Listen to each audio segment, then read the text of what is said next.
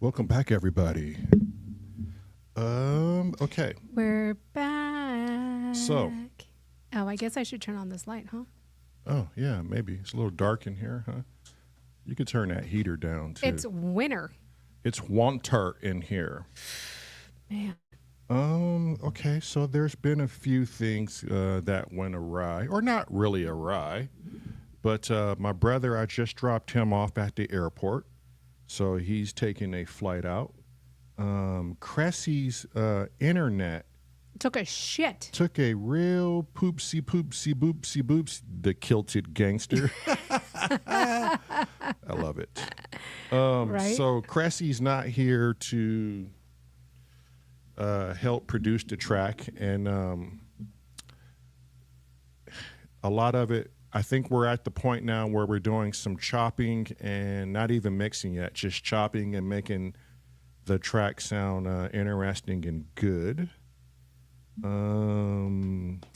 But because Cressy can't join us this evening, we're just going to do something different. So I guess we're just going to wing it, as they say in the business of live showcase. We're just going to drone. We'll drone it. Scotty and I shall entertain the ear. Which Scotty said, you guys are always droning. I don't know what to make of that. I'm not sure what he means. Yeah. I like to think of myself as a drone artist. Oh my God, Doommonger, I don't know if it was last night or super early this morning, sent me a DM on Discord, and it was a link to a Facebook short. Mm-hmm. And man, I completely forgot to tell you. He sent a video of somebody doing roasted potatoes, mm-hmm. but it was roasted Marmite potatoes. And I was that looks delicious. No. They boiled the potatoes, mm-hmm. and then they chopped them up, and then they had a saucepan or whatever. I can mute, And then so they had heated. They threw the. God damn it, fucking Scotty. Yeah, you pop open a cold one. You're gonna need 5 tonight. Sounds like it, yeah. We're talking food, I hear. It's called Marmite Roasties. Thank you, Doommonger. Right, I'm out. I'll see you tomorrow. And it looked so good because they shook up the cooked potatoes. God damn it with this fucking dude.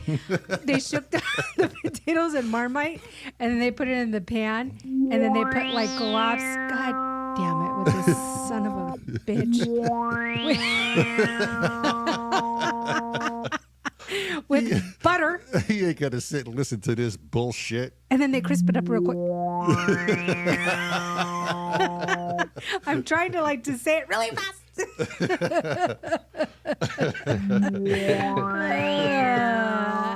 Kissing the Machine says Marmite crisps are the food of the gods. Good God. No, Kissing the Machine, just no. No, yeah, I mean, it's already been said. Sorry, Scotty. So how are you guys? We're good. Yeah, good. Yeah. What's your keyboard doing, or your... He's trying to drown me out about the Marmite recipe. Is there noises coming through with me? Yes. Oh, hang on. No, it's cool. We want to hear it. I thought you meant to do that. I didn't think anything was playing. Hold on. Oh, you perfectly timed that every time I try to tell my story. Mm-hmm. What's actually playing? I'm not hearing it or seeing anything. Really? Yeah, you sure it's me? Pretty sure it's you. I don't know. Maybe it's me. Oh, hang on. That sounds like my sub 37. No, it's him, because I just turned you down. It's me. There we go. Is that stopped now? Yeah. Yeah, it was my sub 37. Oh my God, how hilarious. I thought this whole time it was you purposely doing that to avoid me telling the story. Because it literally synchronized so perfect. I'm cheeky, but I'm not that cheeky. Oh my God, that was priceless. It was funny because when you said we're just going to drone tonight, I thought, well, I've been droning all night myself in here anyway, hence why that Moog sub 37 sitting there going, wow. Yeah, there you go. It was doing an impression of a cat. Cressy's cat. That's hilarious. The time. Okay, so you got to go back and listen to the live because the timing, I tell you, is fucking perfect. It was great timing. It was great timing. It's priceless. I'm trying to tell the story of what Doommonger sent in, and it's wow. Like every time, I'm like, God damn it with this dude. Well, my camera's now gone. What is going on in here? Yeah, your camera just... Doom said everybody spam Scott Marmite fucking memes. Recipes. Yes. Doom, that's a brilliant fucking suggestion. Everybody got to send Scotty Marmite recipes. Damn, can we order a pizza or something? Oh, somebody's hungry. Oh, I know what you're gonna say. A salad. Back to the rabbit. Wait, and you're chewing in the mic too. Am I? Yeah. See, there you go. That's all right. It was me that was doing that the last time, wasn't it? Yeah. I'm like, what is that? Fucking Scotty. You got to eat when you got to eat. But yes, I can order you a pizza. Yeah. So today, I think what we'll do is and then you can stay in here as long as you want. Mm-hmm. We'll sit and chat a little bit. I'm already missing my brother. Goddamn, man. I missed my bass player. No, I mean, you already missed him driving there to the airport. I gave him a hug bye, and I was like, oh, man, I'm separating with myself. Yeah. Well, it's hilarious. When he left, too, we hugged for the longest time, too. Yeah. He's like, okay, Mads, I'll see you in 2 weeks. I was like, okay, Lamar. I'll see you later. Will that be the longest spell that you and Lamar have been separated? Nope. No. We've been separated. Longer. The longest was 2 years and 3 months. Wow. From when we were in Washington, When we were living in Gig Harbor, Washington. So the reason why we moved to Indiana is because they were separated so long. Mm-hmm. And I was the one that initiated it. And I was like, we got to do something about this. This is not right. Right. Man, is it true what they say with twins that you kind of have like a sixth sense between you both? Oh yeah.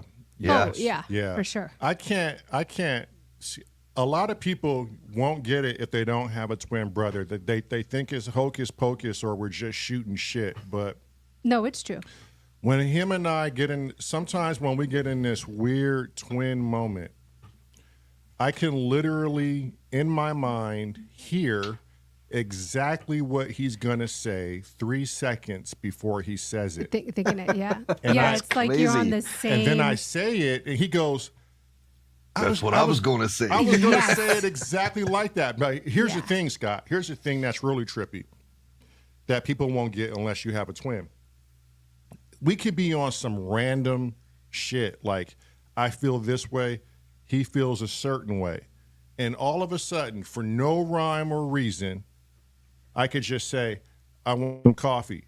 But when I say it and I think about it, I've had time to contemplate it like, do I want coffee or hot cocoa, or maybe I want tea. And after I've decided in my mind, I want some coffee out loud, he says it the exact same time I say it. There's not even a millisecond in latency when we do it too. It's almost like it was a mirror image and it mirrored the voice. You want to hear something even freakier? When you marry a twin and you become in tune with that twin, you not only become in tune with that twin, but you become in tune with the other twin. Yeah. And there was times when we were in Washington where I woke up and I had this most unsettling feeling. Yeah, we're in the seat, can't hop in.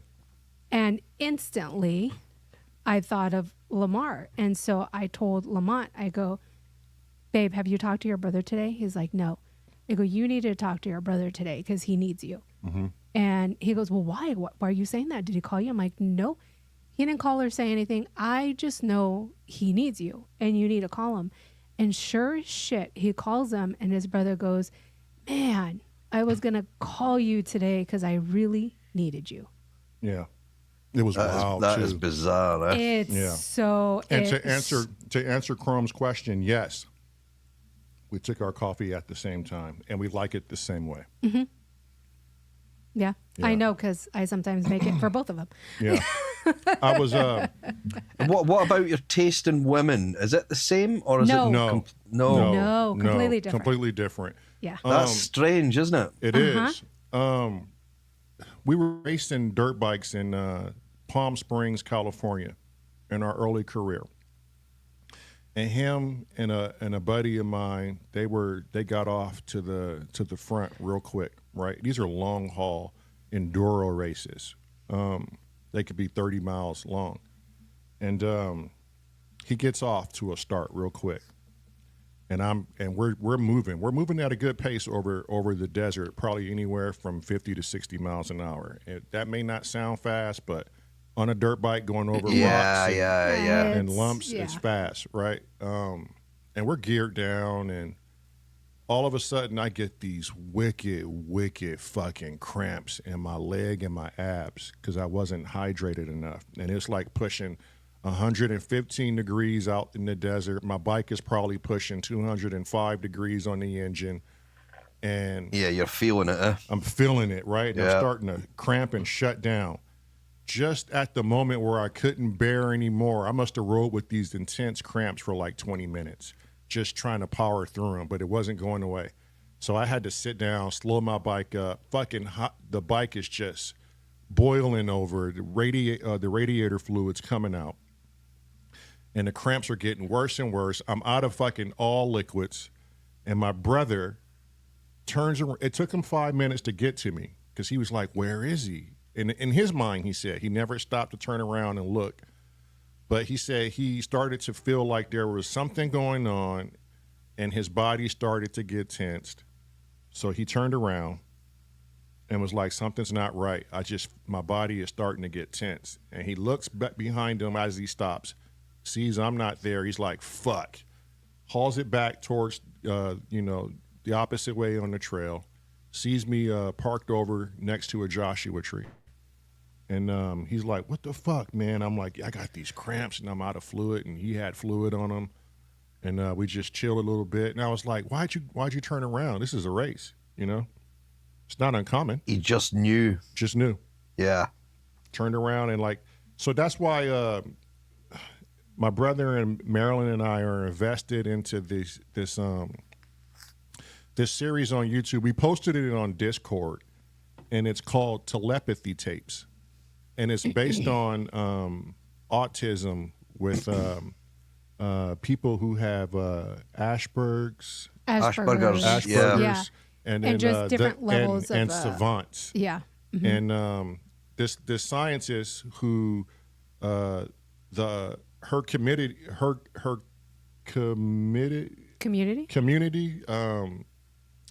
took away her license for studying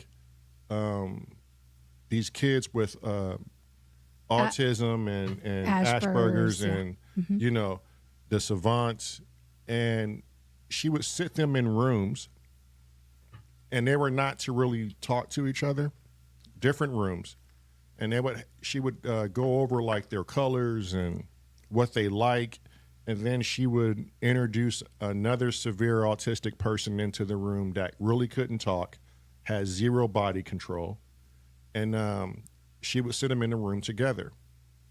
And then the weirdest and strangest things would happen. They would start talking to each other through telepathy because they couldn't use their mouths. And they're constantly slamming their heads against the table, and they have to wear helmets and or be braced. So she started this study a few years ago, and it's called the Telepathy Tapes. And when they started talking to each other in their minds, and the doctor is sitting there evaluating everything, all of a sudden they look at her and they started to tell her what she was thinking and what she was writing down. And so it freaked her out. So she was like, oh my God, like I'm really onto something. This is real. So she started introducing other doctors. She started bringing in more and more patients. Then they started to videotape it and document it to where her peers can see exactly what's going on. Yeah. And then she invented this little fictitious place for these people called the Hill. And these kids would go to the Hill. No, they created that themselves. That's right. The kids created this place called the Hill. And this is where all the autistic people that were in this focus group would go in their minds. It's called the Hill, where they sat there. They didn't have any diseases. They didn't have anything wrong with their body. They were there in the most normal state they could be in. And they would sit there for hours, Scotty, and talk to each other. And she goes, well, what are you guys talking? This hill was like a fictitious hill that they just went in their heads. They created. That they created. A hill with a tree where they sat under. And they can almost remote view, in a sense, to that hill, and they can have conversations with each other. Yes, and they all drew this picture. And, Craig, the dreamer, knows a lot about what I'm speaking about. And he can contest to a lot of this. He has a lot of study in this. So they had this place called the Hill, and the scientists will ask questions like, well, what are you guys talking about on this hill? Oh, her and I are now boyfriend and girlfriend. We're amazed that we can do this. This place is beautiful. No one here has any type of ailment. We're all normal here. But on the external, they're all bobbing and looking psychosomatic. But they've literally taken off to this hill. And then so the more questions the doctor asked, the more the doctor was just like, oh my God, she was just perplexed. And then the kid said something that was really fucking crazy. They go, oh, by the way, there's another person here speaking with us. And she goes, how so? It's only like, 6 of them in the group? And they go, oh, yeah, this person is not part of the group, and this person is not from this planet. But he or it is here, and it's having a conversation with us. It was really cool because the lady doing the documentary thing, she has done a lot of like independent films and stuff like that. So she was well known in the industry, and so they kind of gave her shit about doing this, and so they were like, as they would, because it's a bit off the wall, if you like, isn't it? So so they were telling her, like, and including her family, they were like, are you sure you want to go down this path?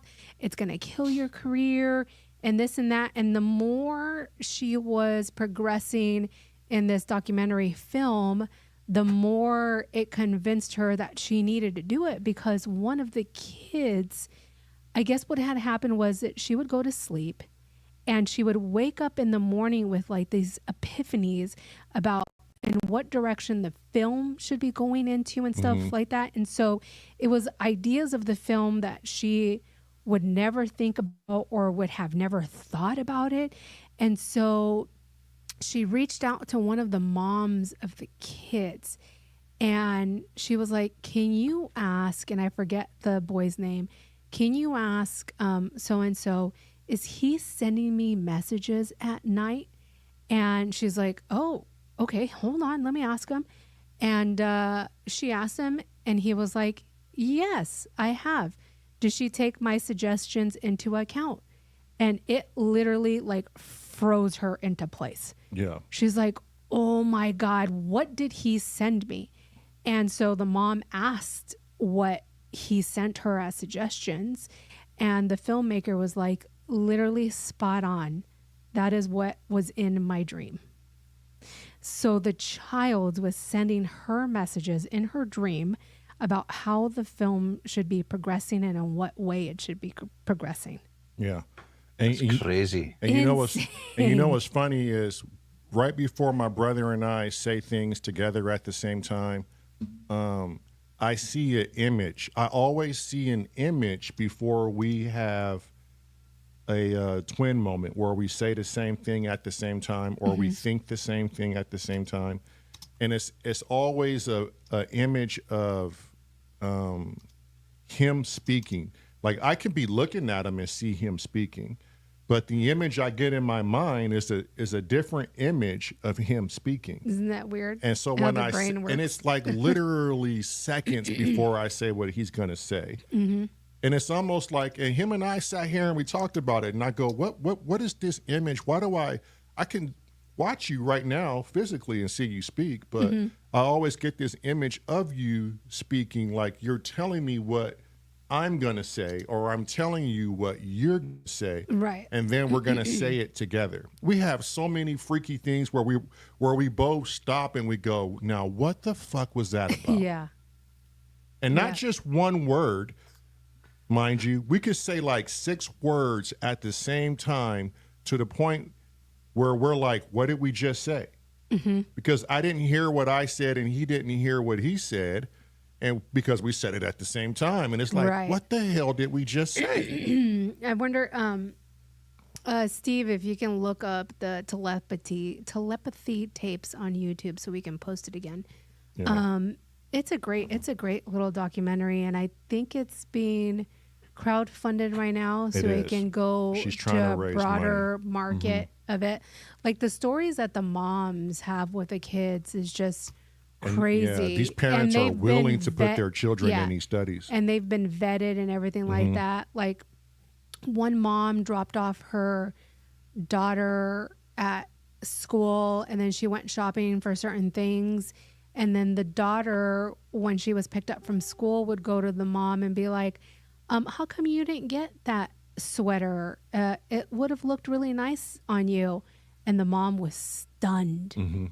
Stunned at like, how did you know that I was doing that? A child an adolescent, not even in high school. She was in grade school. It's crazy. Yeah, it really is. Yeah. Yeah, I strongly encourage anybody who is willing to investigate the high strangeness and challenge their thought process on this reality. You know, they call it a disability. I don't think. I think it's a different ability that these people have got. It's not a disability. It's different from the norm. Right. Yep. But you see so many of them that they can't speak a word and they can't converse with anyone. But they're however, they can sit down on a brilliant. piano or they can sit down with crazy maths and scientific things in front of them and work it out like this. And Right. Scotty, yeah. they're it's like their brains are superdifferently to everyone else. Yeah, we call it evolution. Yeah, I think we're It is a sitting- superpower. That's Uncle Chrome saying it's a superpower. It really Yeah, is. it Yeah. is. Our grandson is a perfect example. He's going to be 2 in March.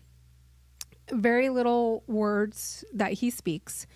But you show this little boy one thing, just once. And It's done. 6 months later, He'll remember it. you'll bring him back to that activity and spot on he He remembers picks up it. where he left off. Literally, like if you've been doing it every day for hours on end, he knows exactly what needs to be done, how it needs to be done, and when it needs to be done. And you showed him once. Yeah. Yeah. There's, you know what? A lot of people don't know this, but our whole lives, there's been a medical group. Oh yeah, we have a podcast on that. With the lady came here to the house. We have to find this podcast Scotty, to you share have to with everybody. Here, I'll look it up. But there's been this medical group that literally, and I think in many ways they break the law to continuously find my brother and I. My mother was visited when we were about, I would say 11 or 13. I think, yeah. And this woman said, I'm from such and such medical group, and we would like to run a study on your sons. And I will pay you $50 per child Yeah. to run a 3-hour study. I pinned the YouTube link in the chat, and I think it was just the very beginning of it that we Yeah. talked about, but it's crazy. It's crazy. Yeah. And my mom goes, okay, no harm, no foul, because this woman was a nurse. My mom was a nurse. And my mom kind of was like, okay, well, let me see where this goes. And this lady would sit us down at the kitchen table. And my mom was like, yo, the questions were very basic and normal for the first hour. But the second hour, the questions begin to get a little weird, you know, and it began to go into, if I poke your brother, can you feel it? Or if, you know, how often how often do you share the same dreams? And can you hear what he's thinking? And what's your favorite color? And what type of girls are you interested in? And the questions would get, I'm taking mine, we're young, right? And so they would do these things once a year. After a while, my mom was like, who are you people? And where is this knowledge going? And she could never get a direct answer, so she stopped having them come to the house. And as we get older, these people were relentless on tying us down. But at that point in time, the deed was kind of done already because Right. she allowed them to do like She allowed blood them work. to do and, blood work Yeah. and take urine samples and so they knew where they were at all times. right. And so we get a little older, and this is probably like when I'm 25, and you know, I'm working as a medic, and I'm just chilling at the house, not doing much. And then somebody's knocking on my apartment door. And I'm like, who in the hell is this? And it's that woman. Not that woman, but it's the woman from the same medical agency. No call, Scotty. No letter in the mail saying, hey, can we meet? She just appears at the door, knows when I'm there, right? And I work a 72-hour shift sometimes. And she goes, hey, I'm from such and such, and would you mind if I come in and ask you a few questions for a few hours? And so the ante has risen now from like $50 to like $125 at this point, right? Oh, yeah. She goes, I'll pay you $125. I want to just run some, I want to take your blood pressure and do all this, have you urinate in a cup and draw some blood. And I'm like, why? You know? And she was like, well, we do this research for, certain people to check on their health, and we kind of like follow them through their lives and see how healthy they are and ask some questions. And I really wasn't, at 25 years old, your mindset isn't really about deep diving into conspiracies or really caring about where your information is going. So I said, all right, yeah. You just want the free money at that point. I'll take the $120. I'll take the $125. Yeah. And I That'll buy me a slab of beer. Shit. Scotty, I must have bought like a couple of bottles of fucking Jameson and fucking, A jar of pickles. some pot, and the normal shit For your right? pickle bags. Because it's not coming out of my paycheck, right? Guess what you didn't buy? What? Marmite. Hey, Scotty. Fuck you. So I told the lady. Oh, that was good. So I told the lady, fine, and she would ask me a bunch of weird questions, like how I said before. And then, that would go on for a few more years when I needed the money, and they showed up at the right time. I'm like, cool. Well, we started to get wise a few years ago. Like, what? We started to question this all. Like, what is going on, and who are these people? I think when you guys started really investing into the paramedic career, right? Like, you guys were like, wait, what the fuck? Yeah. Or, when I started to become more of a farrier, and he started going into law enforcement. And then my brother had a near-death experience, which everybody knows about that. And we started sharing some weird things that happens to us just recently in our late 30s. And all of a sudden, we're talking about this on our YouTube channel, right? The things we experienced and esoteric and weird shit. All of a sudden, it's like these people were fucking watching the YouTube channel. We started getting calls. All the time. And we started getting things in the mail. Hi, Panda. And they were being absolutely fucking relentless on trying to contact my brother and I. I mean, we would go to the most remote parts of the country when we would move. They found us in Wyoming. Right. and some of the things would not be in my name. Yeah. Panda's charged up. Some of the addresses they wouldn't be in my name. They would be in Marilyn's name, and they still fucking find me. Yeah. And so fast forward last year, and we haven't heard from these people in quite some time until we started the YouTube channel and started talking about High Strangeness. This woman, I mean, we were like, no, we don't want to meet. She comes to our house, and if you've never been to our house, I have a very long driveway, and it has a no trespassing sign. Like you have cameras to, everywhere. And cameras everywhere. You have to be really curious to come down the driveway and knock on our door. And bold. You Right? either have to be an Amazon delivery driver or the post office plain trying. bold. Yeah. Or a cheeky little Scotsman in a kilt. Yes. Yeah. But with then a we box would know of you're Marmite. coming. Yeah. So she knocks on the door, and I go, "Who in the fuck is this?" Right? I open the door, and she goes, "Hi." As I crack the weather guard door open, she puts her hand on it, Scott, and tries to Open the fucking the door so she can talk to me. Like she was invited in. And so I'm muscling her, and I close the door, and I lower the screen of the door down because it's like a weatherproof door. And I go, how can I help you?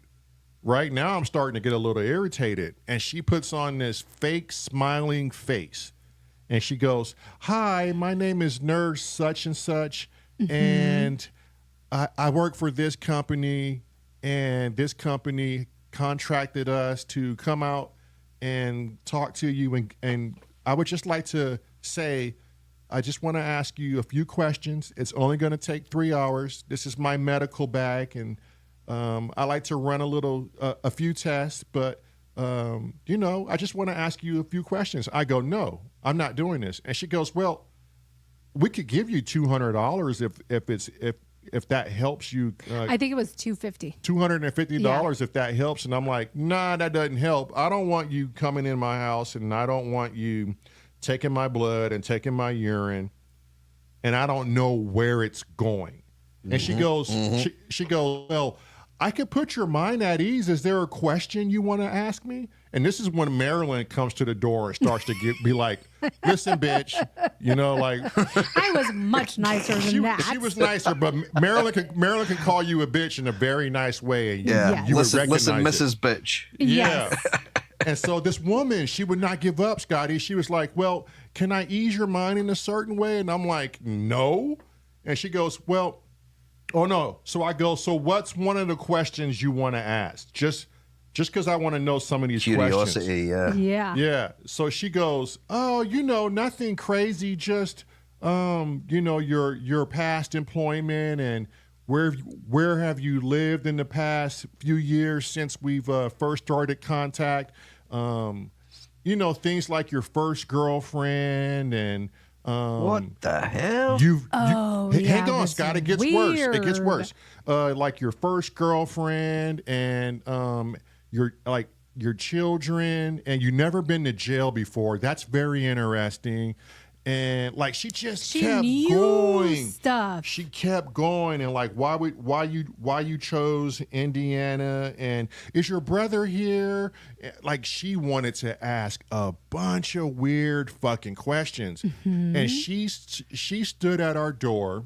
I shit you not, for about 30 minutes trying to gain access, and then she goes, "Have you experienced anything weird in the past few years? Anything?" Dyson said, "Does she have 6 fingers?" I like Manny's comment better. At least she avoided the hard questions. Do you like analog or digital?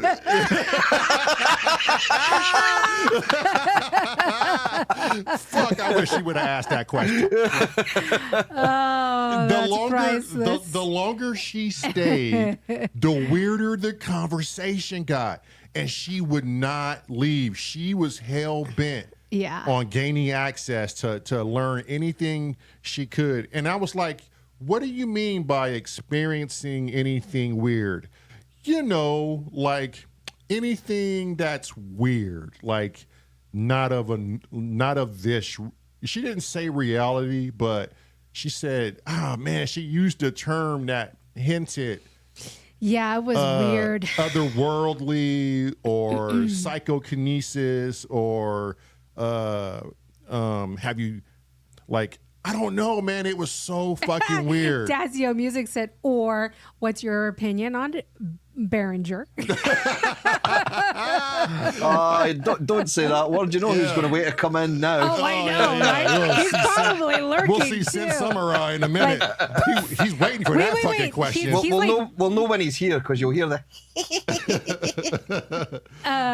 Kent, check your email. I already sent it to you. Yeah. It's like Beetlejuice. You say Behringer, and here comes Sin Samurai. Yeah, it was weird, man. And she said, I think I finally just had to shut her down and close Marilyn, the door on her. I thank God for Marilyn. She was like, okay, well, and this is how awkward it was. Marilyn was starting to close the door, and she was still standing there. And as Marilyn closed the door, you can literally see the door close. Mm-hmm. She stops and she looks down at her watch, and she just stood there for a little bit. And she turned around, looked at the woods and stuff, and I think she was saying how beautiful it was out here to herself or something. Yeah, and I don't know. It took forever for her to go to her car. Then she sat in her car for a minute. She backed out of the driveway. Yeah, put the car in park and sat in the driveway in front of our studio for a crazy amount of time. So I think before we close the door, I just love law and I love reading about law. So before we close the door, I told her, "You are officially now trespassed." Mm-hmm. And we're now, mind you, we have a camera at our front door, so this is all being recorded. So I told her, "You are officially now being trespassed. You come back on our property, you will be arrested." And so she was like, oh. And then she mentioned look at how pretty the trees or whatever are. Yeah, she tried to just weirdly change the subject. To answer Cobra Kai Dojo, to answer your question, I think she was probably about 40s. Late 40s, early 50s. Yeah. Mm-hmm. Yeah, short woman. And she kept everything so obscure and vague. And so nonchalant about it, like a normal everyday conversation. Like, why are you worried? I'm asking you all of this. Like, it was almost something like it was an everyday thing. Like, that no one ever said no to her. Yeah. Yo, the bag she had was huge. And I'm like, what exactly is in the bag, and like, what are we fucking going to do here? You ain't got some fucking Pulp Fiction gimp suit that you're trying to butt fuck me in, are you? Because this not gonna work. I'll tell you what's in my bag. It's the last guy that said no. Yeah, exactly. No, Cobra Kai, she was not the same woman. No, they have a bunch of different people. So here's the thing. All the time. We actually said, okay, let's look into the company this woman works for. And it's shady as fuck. And it's a shady company that is contracted through another company overseas that got the contract from an umbrella company. So we don't even know the company that contracted these people out. It's almost to say that they don't want a direct link to them. Yeah. They're contracting multiple people before they get to the third party. Yeah, they're hiding like under five different companies. Now, I don't know if this lady truly knew what was happening with our information. And if I was a betting man, she does not she know, probably doesn't know what's happening with the information. She was just paid to show up. But here's what we do know. And probably paid a lot of money. Even more reason not to give her any information. Information whatsoever. But when she started to go, why Indiana? Where's your brother again? Is he around? I think we could probably find him in Ohio somewhere. And they put the search out for him. Yeah. And my brother's ex-wife was like, there's people here looking for you, and they're asking strange questions. Mm-hmm. And so Meryl said, please take us off your list, and you never come back here again. Mm-hmm.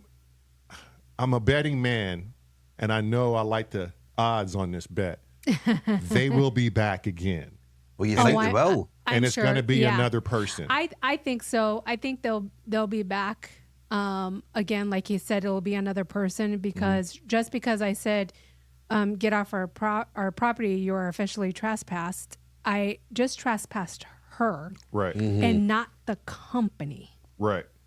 So somebody completely different can come on. And then they can easily say, "Oh, that was my bad. We lost the paperwork on this," and they could say a whole lot of, "Oh, that never." She was supposed to send us an email and information on how to cancel it from our side. Yeah, and she never did. But she never did. No, she's not going to. And I just know they're going to try again because of how forceful she was.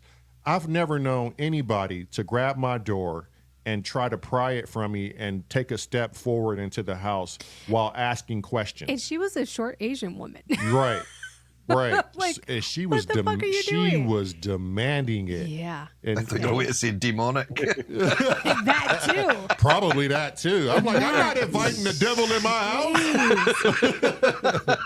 It was, once you invite them in, that's it, isn't That's it? it. Yeah. That's it. Yeah. Not unlike vampires. Oh Yeah. shit! Yeah, Yeah. They have to have permission. I mean, it was probably one of the strangest things we've both ever experienced. Yeah, that woman was that conversation with that woman was wild. But my mother, she even said, "I'm never letting these people ask you questions again. The questions they were asking you was so fucking weird." Uncle Chrome said she had quotas. Damn it. She probably did. she had to collect more heads. So we asked other twins. We said, "Hey, has there been any company or anything you could think of that's in our family? We have twins in our family. We know twins." And they were like, "No, I've never heard of anything like that." Shit, I have friends that aren't twins and they've never had anybody come to their door talking about any of that. Somebody in our comment in that video suggested, and it made sense. They were like, they're probably trying to like research twins and genetics for like years upon years to because that's the closest form of cloning. Yeah. Kissing the machine. We are the police, literally. Yeah. But twins, really, if you think about it, they are the closest form of cloning. Well, they are, yeah. Yeah. Well, they are identical twins. Are perfect clones, really, aren't they? So. Yeah. So why not research them if you're trying to clone something? Right. I don't even know, like, I don't want to go off on the deep end as to what these people want and what our information was for and what our blood was for. You know what she said? She said, "You've never been to jail. We find that interesting." And why? Exactly. Right. Why is that interesting? And because of did she culture? just assume that you should have been in the jail? I guess well, so. she before she said that, she's like, "Well, you're African American, you have a twin, and what we find interesting is you've never been to jail." To jail, just like that. Literally just like that. And then she was like, "Tell me more about your YouTube and this esoteric business." Like, what the fuck? What? Like, what, I mean, what about this telepathy thing? I mean, it's creepy. It's creepy stalker stuff, right? Like anybody could find out about our YouTube, but how do you know where our freaking address was or where we lived? Exactly. And she was like, I have 20 questions on your first girlfriend, not any other, just your first girlfriend. And I'm like, what the fuck is my first girlfriend? It has to do with anything. And yeah. how can I remember to answer any fucking questions related to that? Yeah, and what was creepier now I know why Marilyn will always show her nails. Damn right. They're watching, Scotty. And actually, I just redid my nails, and they're really pretty. Anyways, so I digress. She had also mentioned that, you don't have to go anywhere. We can bring everything to here. Like there was more stuff like to all bring. medical, and like more testing personnel. and nurses and drawing blood and stuff. Yeah. Like it will come to you. So we're like, what? Oh, it was so strange. That's crazy. Fuck, are you going to bring a team of people to our house? Yeah. Questions. I remember taking these paper tests they would have us do. They would put my brother in front of this cardboard, like, setting on James on Dyson said it wasn't Robbie in a dress, was it? probably was, James. Kent, was it Robbie in a dress? But they would Mind boggles. they would put my brother like in this cardboard divider at the kitchen table where it covered all sides, where I couldn't see his paperwork. Right. And then they would put paperwork in front of me, and they would have us start writing at the exact same time. And see what you both wrote. Right. And while we're writing, she would ask questions like, if I push you on your shoulder, can he feel it? And how often do you have the same dreams? That's so weird. And I remember, too, I don't know why we divulged this to her, but we were young. My brother and I had the same dream about our older brother. We woke up one morning, and I said, man, I had a nightmare. And he said he did, too. I said, what was yours about? He said, Billy, our older brother, was crossing the street right here and got hit by a car. And I said, man, I had the same exact dream. And so we were tripping out on that. This is when we were really getting in tune to one another and why we say things at the same time. We went immediately and told our mother, hey, we both had the same dream. Our older brother crossed the street and got hit by a car, and you were yelling and screaming, and everybody was going crazy. And my brother was asking me, like, what was Billy wearing in your dream? I said he was wearing his old football uniform. What was he wearing in your dream? Lamar said the same thing. He was wearing his football uniform. I said, Lamar, was it day or night? He said it was day. I said, yeah, it was day in my dream too. And I said, did you hear people yelling and crying? He's like, yeah, did you? I'm like, the exact same thing. And that stuck with us for a long time. Now, this person asked us the question, how often do you share the same dreams? For some reason, we just had to share that with her. We didn't know what we were getting ourselves into. We're just young. And, you know, when you're young, you just speak and you tell the truth.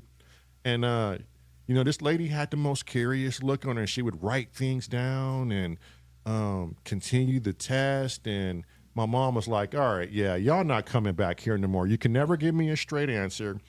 You're not telling me where my stuff is going. You're not telling me about, you know, what this is going to be like in the future for them. And anybody who's not willing to disclose anything about these tests is not right. So she ended that at the age when we were about 16, 17. They stopped coming until we were on our own. Greg, the new dreamer, says she was a short alien dressed as an Asian woman.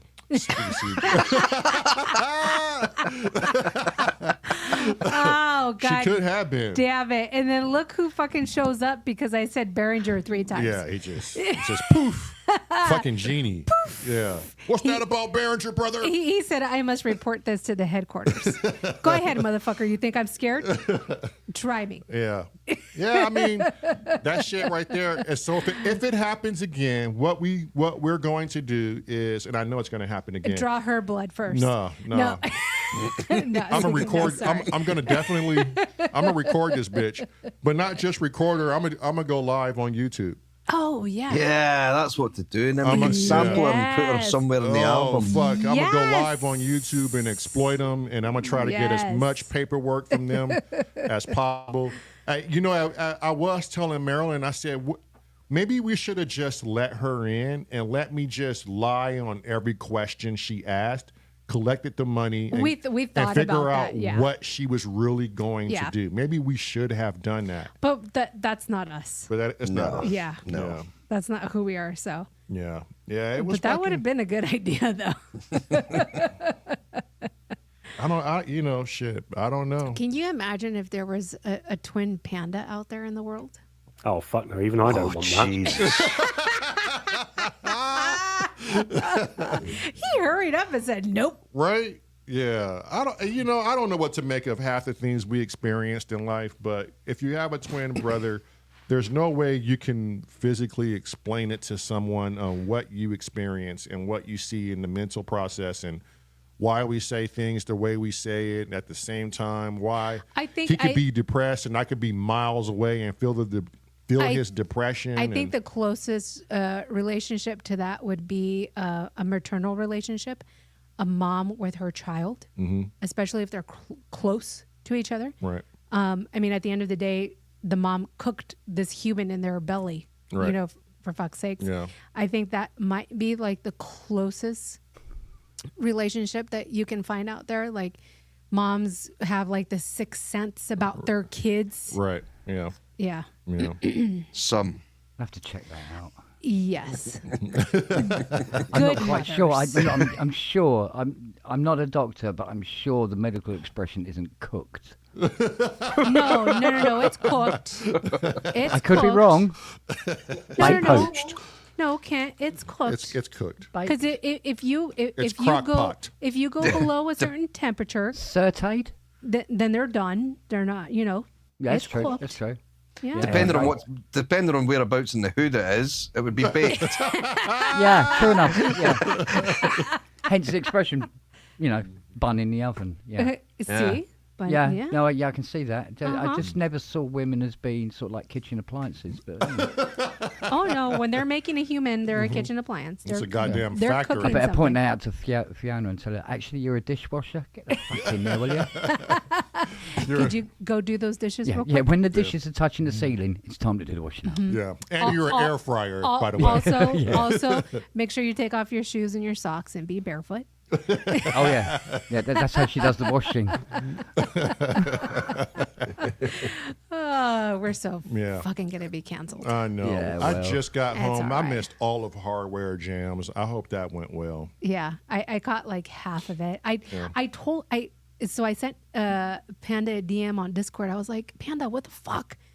The last Hardware Jam stream and then this one in the description, the links weren't in there. I'm like, I don't care about anybody else, but I use those. Like those links are important That's to how me. you go give thumbs ups and Yes, say, I good can, jam. Yes, yeah. So Someone Panda, was slacking and it wasn't me. yeah, good. Well, you tell them I bitched. Did Cresshead do a jam? I know Cornish. No. Cornish No? did, yeah. Yeah, Yeah. Cornish did, Yeah, I saw not Cornish. Cressy. Yeah. Yeah. But I'm like, damn it, I use those links in the description to go back. I need those. Right? They're live now, don't worry. Okay, yes. How you feeling, Kent? You're good? The ear's shit today, but Oh, no. and of course I had to work on this bloody PS3200 Korg, which was squeaking and whining, and I tell you what, it sounded like somebody, well, not somebody. It sounded like a group of people having a gangbang on a 200-year-old bed. Oh, It nice. was- Okay. The only thing it wasn't doing was square waves and. I'm not even sawtooth. going to ask how you know that sounds. How that sounds. Well, Carry on. that's the picture that was conjured up in my head when I played it. Oh, got you. So that's not normal for people, Kent. To say it's, how would you describe this? I mean, from an engineer's point of view, I describe this 3200 as fucked. Yeah, there you go. See? It's Perfect. fucked. Yeah. Like Yeah. a 98-year-old hooker. It is leaking shit all over the place. Wow. Basically, it's Nice. It's not good. And I don't know why it's doing it, because it was okay, and it's like all it's been doing is sitting around for 6 months. And I fired it up, and oh Christ! A 90-year-old hooker should probably retire. Can you fix it? Oh yeah, Yes, I'll he fix can. it. It's just a pain in the ass. It's like it's supposed to be all working, but no, the programmer's not working. Can I you got- fix a 90-year-old hooker? I give it a go. I might have to tie a plank across my ass to stop myself from falling in. But yeah, Oh, jeez. I was going to ask. I'm not even going to ask how. He's back. He's back. Yeah. yeah, I'm trying to make up for it. Don't worry. Oh, no, you don't have to make up for anything. Ken. You're perfectly okay. Yeah. You're just God damn. fine to continue as is. Yeah. How many cigarettes have you had so far? This is my 6th today. And mind you, I've been walking around with this for ages. I just light it every now and again. Oh, good. Okay. That's good. So Yeah. Still nicotine. Yeah, but it's Yeah, but it's not way caffeine, so- better Yeah. than Yeah. how it was. Oh, yeah. God, yeah. Yeah. Yeah. That cat, I hate to say this, but in reality, the caffeine was probably what was killing him more. Yeah. Well, the amount I was consuming. The yeah. amount, yeah. Yeah. Yeah. Because it was just getting worse and worse and worse. This coffee isn't very strong. Put another 2 spoonfuls in. Every, Fucking hell. every 5 minutes. Yeah. Oh, Panda, he was at like 26 cups a day. Was Yeah, it? it's stupid. It's a stupid amount. Times that I'm by at 2. 2. You're Yeah. at Oh, 2. yeah. Yeah. Yeah, that's why I I'm have at 2. 1. I'm at 1, and I nurse it the whole day. Yeah. I will reheat that cup of coffee, and to the point where it tastes disgusting. I'm like, oh, I don't want it anymore. It's one cup. Right. Yeah. From what I went from to now, it's a huge Difference. Yeah. Mind you, I wasn't a professional like Kent, but still, Well, yeah. it was But still a to lot of suddenly coffee. stop like that, I thought there must be repercussions. But Yeah, there will be, because your Yes. system will be so used to it. yeah, for the Oh, first yeah. 2 days, I must admit, my body's going, what the fuck is going Yeah. on? Mm-hmm. And I thought I'd sleep for a year or something. But I had a couple of headaches, maybe shakes for a little while and stuff like that. But then it's. Did you feel more hungry? Or no? No. Because it is I a bit didn't. of a hunger suppressant, coffee. Yeah, but not really. No, but No. I've never been. Yeah, Never But been. I like think- food, but I've never liked it in large quantities. I weirdly. think maybe the only thing Kent had in his favor, as far as like the hunger portion of it, was that he was still smoking. Oh, yeah, that's Because another smoking suppressant. is yeah. Yeah. Yeah. Yeah, it's a wonder I ate at all, to be honest. So is your throat all healed up now, or are you still? Yeah, bit- that all seems to be fine now. I don't seem to get as dizzy as I was, so that's an improvement. The ear is still being an ass. Yeah, so that I'm tinnitus still is gonna take a numb minute. all down one side of my arm, but they might think that's something to do with me leaning on my elbow for like a week in bed because I can't do anything else. Oh, the nerves, And I probably Yeah. want it. like tennis elbow. Yeah. But yeah, they say, yeah, it's an infection, but it can take up to a year to go away. It'll be all that Pornhub you had on when you were in Oh, bed, Kent. That's what it'll be. Are you left-handed? Is that why? Well, or if I just do the it right hand left-handed, got it feels like tired. it's somebody else. Yeah, because it's numb. No, I was just gonna say that. You gotta get your arm like It's the falling to stranger. sleep. I just write Beverly on my hand in crayon. That'll do it. It's all right. Yeah. Go for it, Beverly. Do a God reach round. damn, Beverly, you're Yeah. great. Go for it.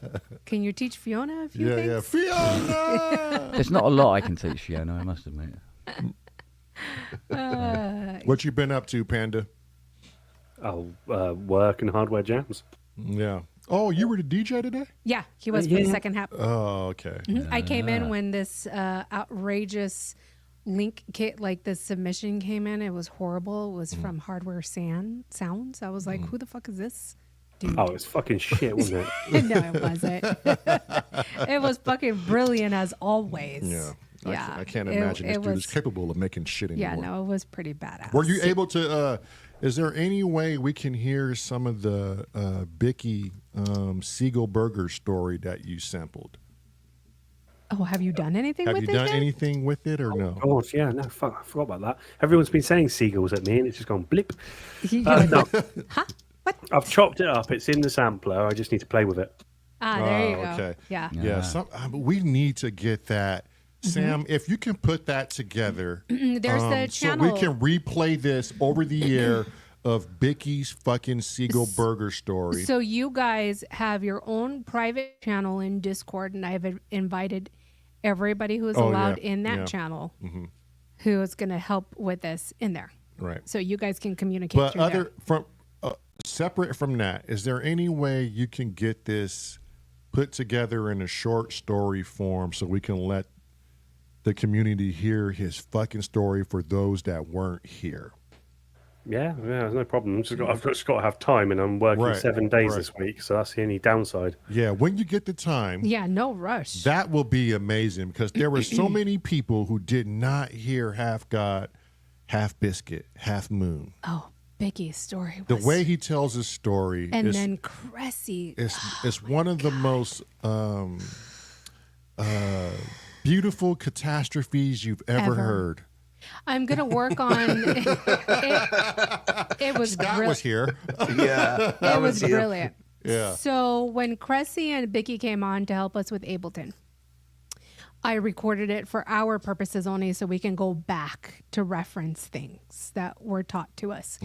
And in there was some, we know you're shit. here, Bicky. No, I knew Bicky was here. Oh, okay. In that recording, there's so many little snippets that I can take and just post it because it was just fucking brilliant. Like between Cressy and Bicky and the relationship that they have, and how Cressy talks to Bicky and Bicky talks to Cressy. It's just like it's so, beauty. You know what it's like. It's like The twin brother you never wanted. no, it's not even that. No, it's worse. It's not even that. Biscuit can be in Biscuit world, and Cressy is in Cressy world. Yes.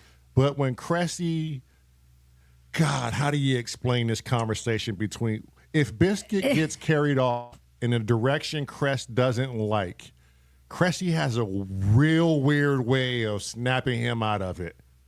And it's hard to explain. I really want to re-air this fucking thing so you guys can just That's what I'm laugh your saying. fucking Like there's ass certain off. like I can cut it. Yeah, doctor it up. To where it makes sense Yeah. and eliminate a certain portion where Bicky doesn't want aired. Yeah. That I promise him it would not be aired. Right. So I can edit it out to where it's just like these segments of fucking hysterical moments. Because there was this one point in time, I think Biscuit was speaking. Yeah. And it was on the live. I think everyone heard this, but you all fucking chose to ignore it. But my brother and Marilyn and I didn't ignore it. Biscuit was speaking, and in the background, Oh yes, you I hear remember. this. You hear this. And then just banging, crazy banging. And Biscuit's still going, and you know, Cress, and my Ableton ain't working right. And in the background, I waited, like nobody in the comments said anything. And I waited till after the show was over. And I hurry up and got on WhatsApp with Cress. And I said, Cress, be honest with me. Is Bicky like Dexter or somebody? Or is he like this mass murderer that ties people up? And every now and then they get loose and they try to escape his apartment. And Cressy said, no, I heard it. I was laughing. I didn't want to go there. He said his neighbors, his fucking neighbors are constantly loud as hell. He's got super thin walls. I forgot what Cressy said about his house structure, but he's got super thin walls, and that's exactly what I heard too. And he was like, nah, that's just, he said, believe me, it's not Biscuit. And my brother and I weren't so easily convinced. I'm like, nah, fuck that. Biscuit got somebody in that apartment. And they are not allowed to leave until he is done. He's got that seagull in a suitcase. That's what it is. Yeah. Oh, he said it. He said, shh, the walls are thin. They hear this, LOL. Yeah. You should see those two go off like it on the Hardware Jams chat. I swear, they tag me in and they know that I'm going to derail the chat. Right. Yeah. But they always go like, they'll tag Sam. Go, Sam. What's the difference between volume and compression? I'll go, yeah, it's this, and this. But it's really talking shit, really. And then we'll go on for about 20 sentences of talking about poop. As you do. Yeah, I know. I have a magnificent way of derailing chats, to be fair. Yeah. I mean, Disky today said I was a nutter. And then, that's a public chat. They do tend to forget that they're on public chat. It's not just me, them, and them two. Right. Yeah. It's great. They have a way of going at each other.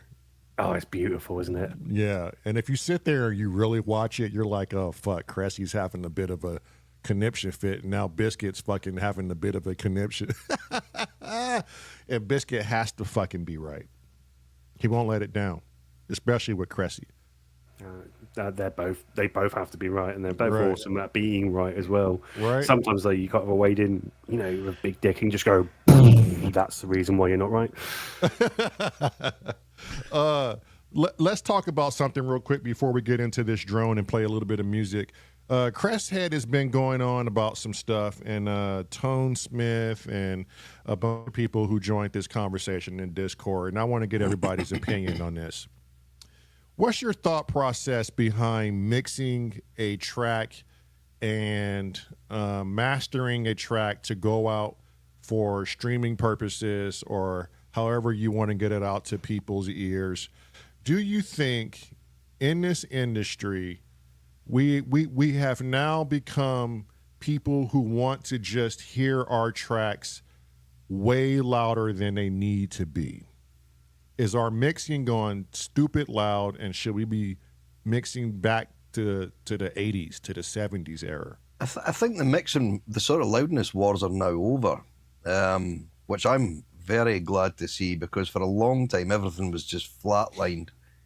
You take any mix that was out there and everything was just balls to the wall and limited and compressed to death. And now I think because these streaming platforms, i.e. YouTube, SoundCloud, they really want everything round about minus 14 to minus 15 when you're uploading them thereabouts. Mm-hmm. To try and get away from this, everybody fighting for that loudest spot, you know? Because the minute you take that massive amount of limiting away from something, you get far, far more dynamics in a track. Far more dynamics. It's got more feel. It's got more... It just sounds better. Mm-hmm. But you still have to master a track. There's no getting around that, but you just don't flatten the track out so it's just a box when you look at it. Right. So when you say you still have to master that track, is it that you're leaving headroom? Your mix is responsible for leaving headroom for that mastering?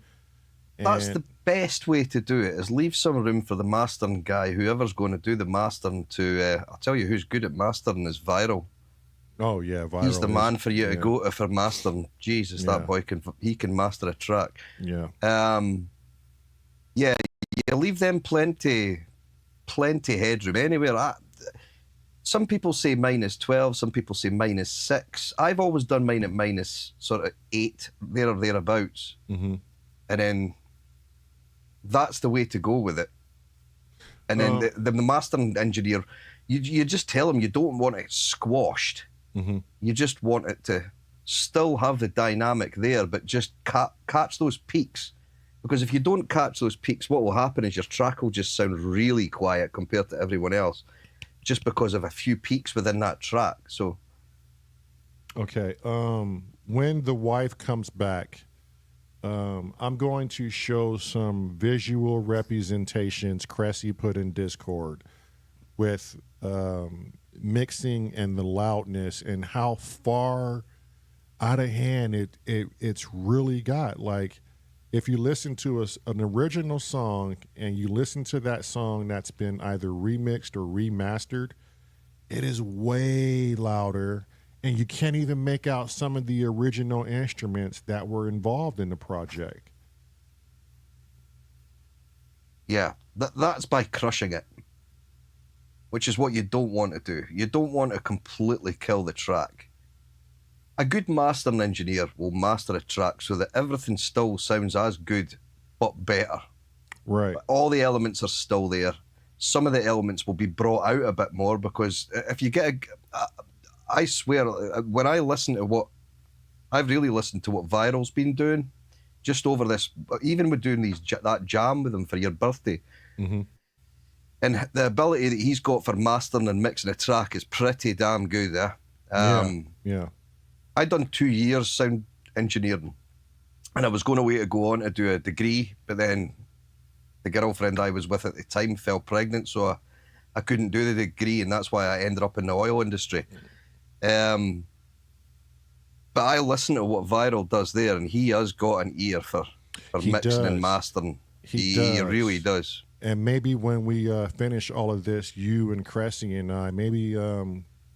I would hope that Viral would help with it. We'll sit I think Viral, he'd be quite keen. We'll bring him in, and he can help us master all the tracks once they're done. Yeah. But I think Viral even opt to be a featuring guest star on one of the tracks too. Correct me if I'm wrong, Viral. But Kent, have you noticed the mixes have changed over the years from then to now? Has it gotten worse, or are you kind of like loud is better? No, I haven't really noticed. But I mean, as I've already said before, every track I've ever done, as far as I am aware, they're not really mixed, mastered, or anything. It's just pretty much how it comes out the door. I'll do it, make it an MP3, off you go. So, what about you, Sam? Are you seeing what Cresshead is speaking about? Are you hearing, not so much seeing? I'm hearing actually a lot of people creating different masters for different things. You'll have one for live sound, and then you'll have one for CD track, so that you're actually directing where the music is going. So for large festivals, actually quite a lot of people have stopped compressing their tracks so it's so fucking loud, because actually it's going to go through a chain of compressors and things when it goes to front of house and then to your ears as a customer, a patron. So yeah, in the streaming and the CD sort of world, loudness is kind of, as Scott said, has fallen back because everyone's now actually understanding that there is a measurement of loudness. It's LUFS, and God, I know people have been doing it for 2 weeks and still stick it through You Good As I, or whatever it's called. Yeah. And they'll try and mix it to that. I mean, at the end of the day, use your fucking ears. Right. Because they are the quickest spectral analyzers going. Computers still, they can do it and they can create a visual feed of what you're doing. But to be fair, when I'm actually mixing, I put paper over my screen so I'm not actually looking at it, or I'll stare off into something in the wild when I'm doing live sound anyway, because you don't want any visual information. You're using your ears. Right. The best way. Absolutely, best practice when you're learning DJ decks is, especially with these new ones, is put a bloody post-it note over the BPM counter so that you can actually learn how to mix in time and things like that. Right. So you start using your ears, and the more you use your ears, the more you'll just get a kind of a notice it. And then the second thing is, I think a lot more people are using subtractive equalization over compression, so that they're just going to kind of like taking away some of the stuff that isn't in the sweet spots. So you just create headroom in your track that way. Or dynamic EQ even as well. Yeah, dynamic EQ's has come a long way. Fab EQ, is it? Yeah, Fab Filter. Yeah, Fab Filter's been really good. I haven't got it because I'm a bit old school. I just prefer an EQ and a compressor on a channel. I'll take off a decibel of gain reduction, maybe, or something that's really peaky. But to be fair, you let the music, and my music is loud. I'll give you that. I don't master much of my stuff, but I just I found a chain that I'm good at, and then I just kind of set it to a thing, really. And then if it sounds shit, I turn it down. Right. I think what ended up happening was, because we went from analog tape recordings, everybody was recording things at unity gain to try and minimize the amount of noise that you were getting through any kind of recordings. Your mixing desk was always ran at unity gain, all this kind of thing. Then digital came in, and when digital came in, the noise floor was so much lower than what analog was, so people could start pushing the boat out, recording things quietly, then boosting it with limiters, and there was so much scope for them to just push it too far. But it was at the detriment of the sound of the track. The track was clean, there was no hiss, but it was just, there was no dynamic left. See, that top one, way wrong. That's the remix of the original. Can you bring in the dialogue Cressy also put? But the top one is a remix. And the very bottom one, I believe, is the original. Then it was remixed again, and then... So it was like a remaster kind of thing. Right. Yeah, let me read it for you real quick. And look at all the...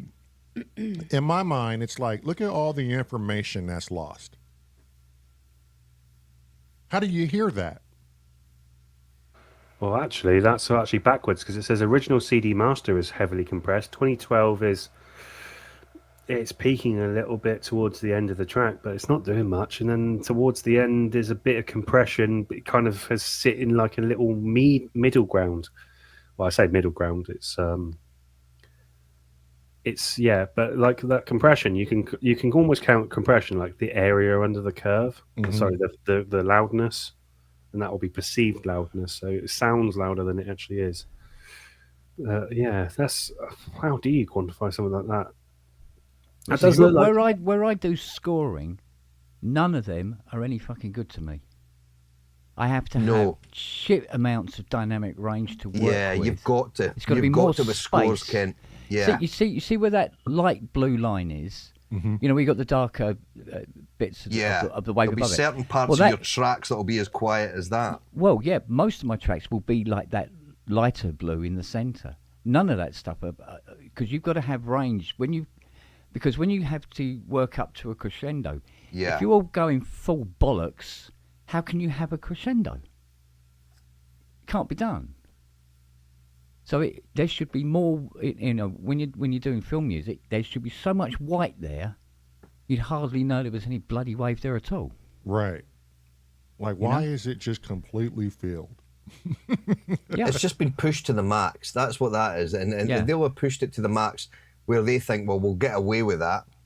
But it's like you say, the dynamic range that you've lost by doing that. Yeah. Okay, the track might sound the same to the sort of the regular listener. It'll sound the same but louder. I never ever understood this loudness war, because you go into a nightclub, if the track's quiet, the DJ will just turn it up anyway. So, you know, so it's like, why do you need to have the loudest track? But it's the radio stations, is it not? I mean, well, the radio stations all run through compressors, so it's all coming out at the same volume anyway, really, at the end of the day. It's just bizarre why everyone was like, I want my track to be the loudest. Well, no. So anytime my mastering engineer, when I would put a track into him, he would send me two, and he would send me one that he thought was right, but he would always send me one louder, and I would always go for the one that he thought was right, because that was the one that I liked. And he thought that was a breath of fresh air, because 90% of the clients that he had always wanted the louder one. Right. Which is bizarre. I just find that bizarre. Because we're being groomed for louder tracks, you think? I think so.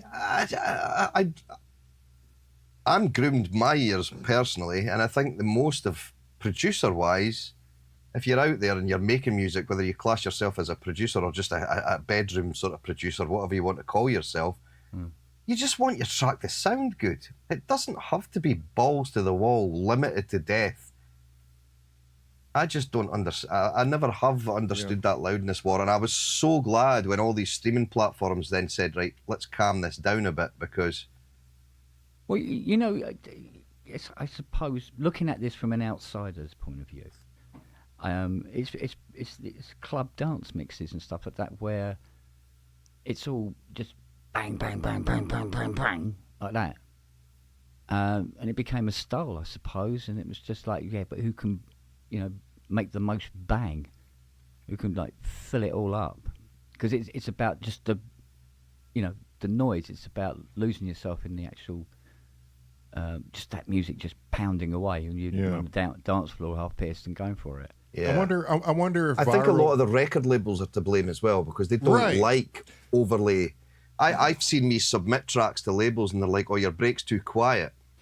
Well, hang on a minute, that's the whole point of it. That's why the break's there, is to calm people down a bit. See, why is it too quiet, you know? And but it's like, I think the industry has it's slowly getting away from that, but for a long time the industry was, if you don't conform to a certain format, your build-up's got to be this long, you've got to have an intro for this long, you've got to have a break at this point, your break can't be lower than this X amount of dB. They just didn't entertain it. No matter how good the track was, they just wouldn't entertain it unless it conformed to what they expected you to write it, and it had to be this format. And I think that's why a lot of people end up going with these templates and they follow.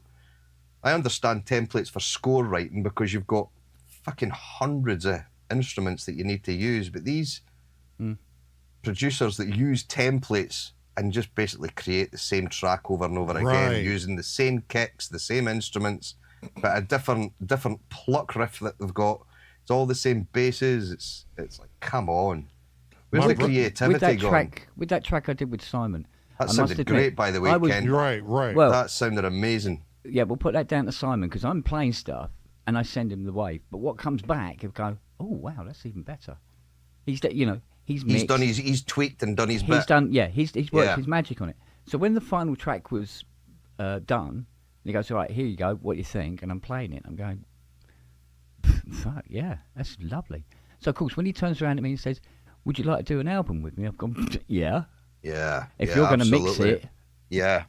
because otherwise it'll sound like one of my tracks. Which And is that was a beautiful not great. fucking mix. Oh, it was unbelievable. Yeah. That is actually sign ready. You could actually take that to a label, and I would be very surprised if that didn't get signed. Right. It's a shame you've signed the rights over to MARELYN and the boys, but Yeah, well, You know, we're saving it for Marilyn's birthday jam, anyways. exactly. We'll do a double album for her. Yeah.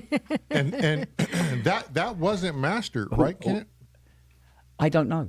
He's getting the wrong person. Simon, that. No, Knowing Simon, he probably did master. yeah, it. he's Yeah. probably had a bit Well, of mastering definitely on there what because it came was very back- clean. Well, what came back was definitely louder and clearer Yeah, than how I'd sent it, yeah. if you know what I mean. So, and it was really ridiculous working with it because we spoke for about 5 minutes ago. What should we do? He goes, "Well, we could do this, we could do that." And I go, "All right, well, send us a rhythm and I'll put some chords on it." So I send him the chords, and then he sends me back what he's done and added a bit more. And I go, "Right, listening to that, I think we could have a string intro thing just to throw everybody." So it starts off like it's going to be some sort of baroque kind of classical piece, and then bang, and in. Then we have a break and all the rest of it. He goes, "Yeah, all right, we'll bang it in." So I did my bits, sent it back to him.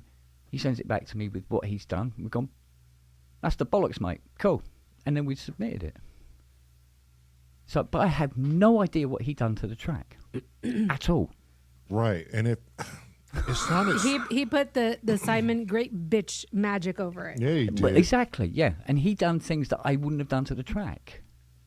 So even though, for instance, if he was as mix illiterate as I was, what we would have got was a track that had those notes but wouldn't have sounded like that. Yeah, I wish Simon was in the chat box because he could easily. He was answer. earlier. Yeah. I don't know. He's maybe Okay. just signed out now, but Yeah. But it Yeah, was he just was weird earlier. that everything that I was doing, he's going, "No, that's what I was thinking. You know, that's perfect." And then what he did that's exactly what I thought we would do with it. Yeah, it was just bizarre.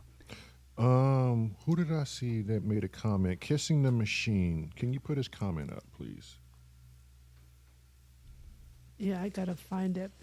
Top, right at the top there. Mm-hmm. Oh, there it is.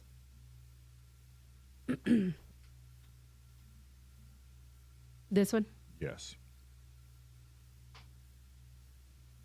Now, there's something to be said about that. I wish Cressy could join because Cressy took a Green Day visual feedback from a Green Day track, and he showed the original version. And help me, correct me if I'm wrong, Tone Smith. Then he showed the remastering version, and it was just as bonkers as what we just saw. If you don't hear certain things in the music, what happens? Like, do they really ruin what you loved about a song when they've been remastered and remixed? no. Basically, what will happen is when they flatten it like that, the sounds that you hear, that you originally hear in the track, will still be there, but the dynamics from those sounds will be lost. If that makes sense. Explain that. So it's like you play a piano. Mm-hmm. Inherently, a piano, when you're playing a piano, or Kent with his strings when he's doing a score, exactly what he's saying. He needs that dynamic range to be able to go from quiet to do a crescendo to get it loud. Mm-hmm. But if we put a brick wall limiter on that crescendo would be lost. Yeah. Any loud notes that you play, any feeling, any emotion that you've put into that part that you've played with that piano, the notes will still be there, but the emotion's gone. Oh, the impact. The impact. Yeah, or the impact, yeah. Because the decimal range is maxed? Is that It's what because you're everything's just flat out loud, yeah. Right. Because you need the element of the note, and you need the element of its impact. Yeah, is the what velocity. creates the emotion. Yeah. Mm-hmm. Yeah. If it's not, if it's suppressed or limited in any way, you know. And that's why scores are so impactful, is because you've got those little really quiet spells, and then all of a sudden you've got right. So it's almost like it has no dimension to it. Exactly. Okay. Everything is in 1D like instead of plane. 3D. Yeah. Yeah. So certain notes are supposed to be like a folly, essentially. Yeah. Exactly. That's wild. Like It's kind of like having a conversation with someone, which we've all had, that shouts all the time. Mm-hmm. And you only take so much of it in. Whereas if you've got someone who'll speak quite quietly every so often, but then get a little bit animated, their conversation's far more interesting. right. Yeah. Right. Yeah, and you can get because they're walking you through the emotion of right. Yeah.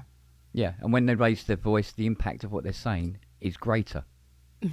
Or if you're in bed with a woman that's constantly screaming, you just want to go, shut up. right. Yeah. Yeah.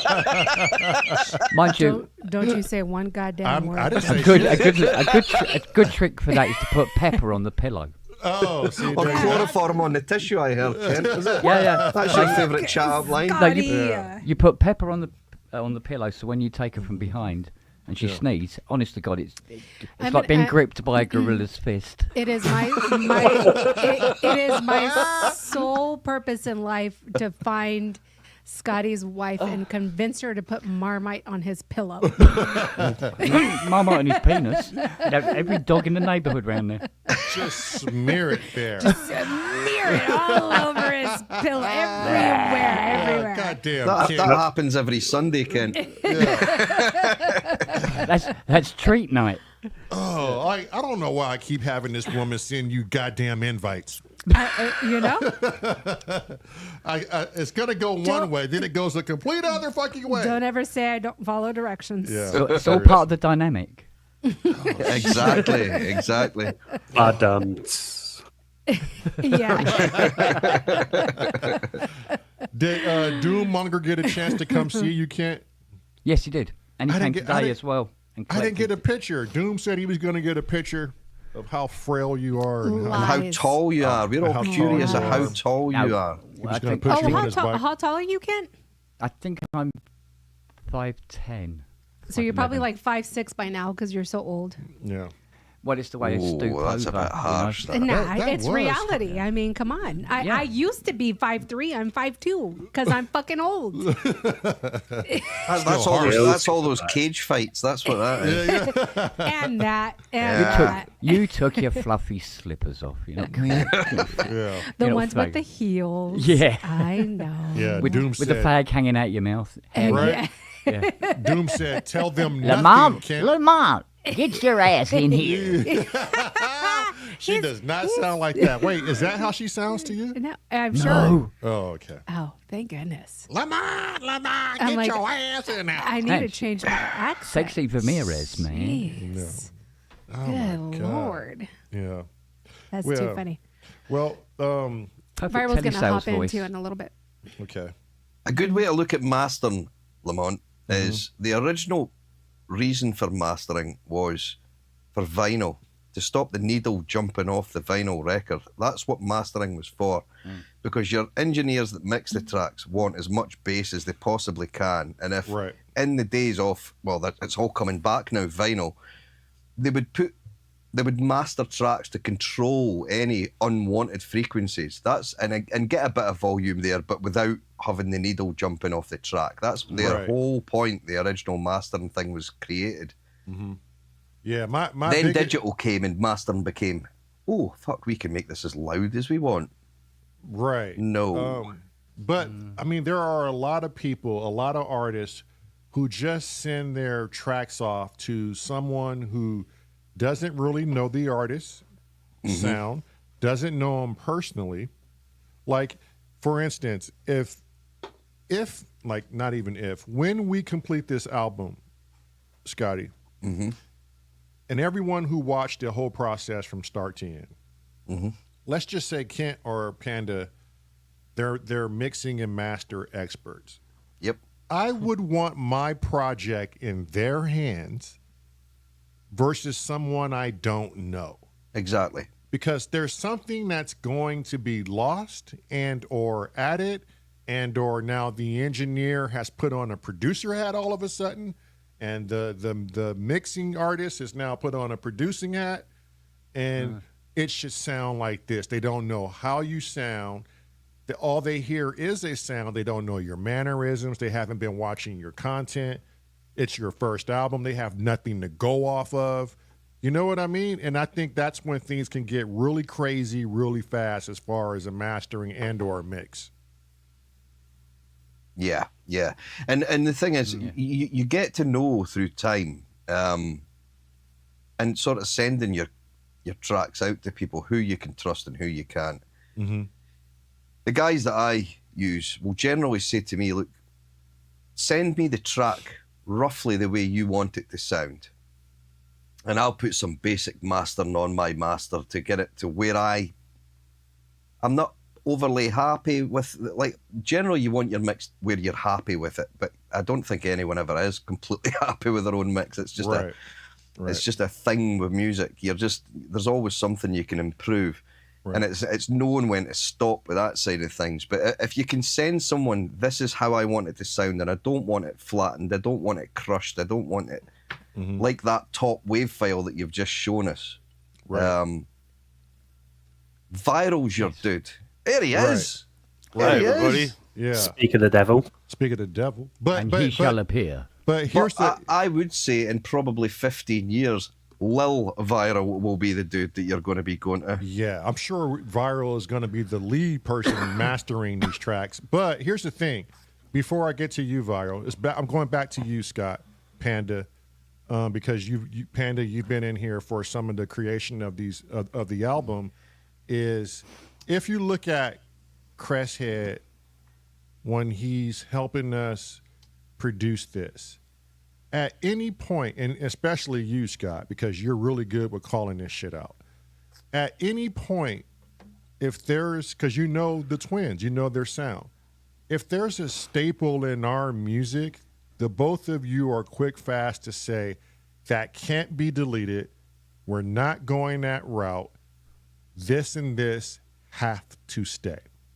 Yeah. And or if something doesn't sound good, or it's not mixing well, or there is just something missing, you would come in, Scott, you would come in and go, okay, this probably is an area that could take a lead, and would just play it automatically knowing what the vibe is, how the music is going, because you've sat there and you fucking listened to it. And then Cressy automatically knows, okay, this is what's too much, this is what's too loud, and this is what's not making the cut at the end of the day. I think that's really it's going to take the artist has to remove themselves from ego if they're going to have a successful first album. What's your thoughts about that? Who? Either one of you, Scott, Panda. I'd say I am just the engineer in the room, so I don't have any producing rights to it, and I'm never going to claim I do. So if I said to you, if you wanted to really beef it up, put some kicks and snares in it and all that, that kind of really wouldn't be my place. I can do suggestive things like kind of going, oh, just it feels a bit thin here. Mm-hmm. I've got to kind of make it sound like your idea, just because I've been in that world a couple of times where you've got someone who's so sure about their product, but as the outsider, to be fair, as the mix engineer, you're just kind of going, yeah, it's not really there, is it? So yeah, quite a lot of times, got to make it sound like it's your idea. But you know what we're doing though, right? We're having we're having the family, the community feature on the album, so things are going to be thin for room for everybody to get on a certain track. Oh, in terms of your music, I would say I trust you. I trust you know what you're doing. I trust you know what the end product is. Right. So what I'll do is I will assist you, but you are taking the lead on that one. So I would, again, kindly suggest it is there a reason why it sounds thin here? Could can I just double check your high pass filters isn't all the way up? Just make sure you leave a little bit of low end just to kind of let a bit of feeling back into the mix. It's a very fine line to tread, really. Right. But it's conversations that are lost due to ego. You know, it's conversations that are lost that can be looked at. If I had an ego, Panda, and you came in and you said, "Oh, this is flat. We need to do this to beef it up," or ego would say, "Oh, you're trying to take over my track." You know what I mean? Like at what point does the conversation get lost and people start feeling threatened about what they're creating and are they projecting their sound right? Scotty didn't say, Lamar, for Between the Tulips, I'm going to add this lead in here. No, he fucking came in, he played, and the three of us, meaning Lamar and Cressy and I, were like, oh, that probably should go onto the track. There was no interpretation of he was coming in to say, this is what's missing, this is what's needed. But when someone knows your style and then they go, wait a minute, I think I should play this so they can hear it. You know what I'm saying? Like ego can get you in trouble from making something beautiful or telling someone to completely fuck off. You're fucking up my style. Yeah, and each and every one of us, when you're creating music, whether it be Kent with scores, you kind of get blinded by your own creation. Right. And it does take someone else to come in and say, that doesn't sound right. Mm-hmm. Yeah. That is the thing that's jumping out at me.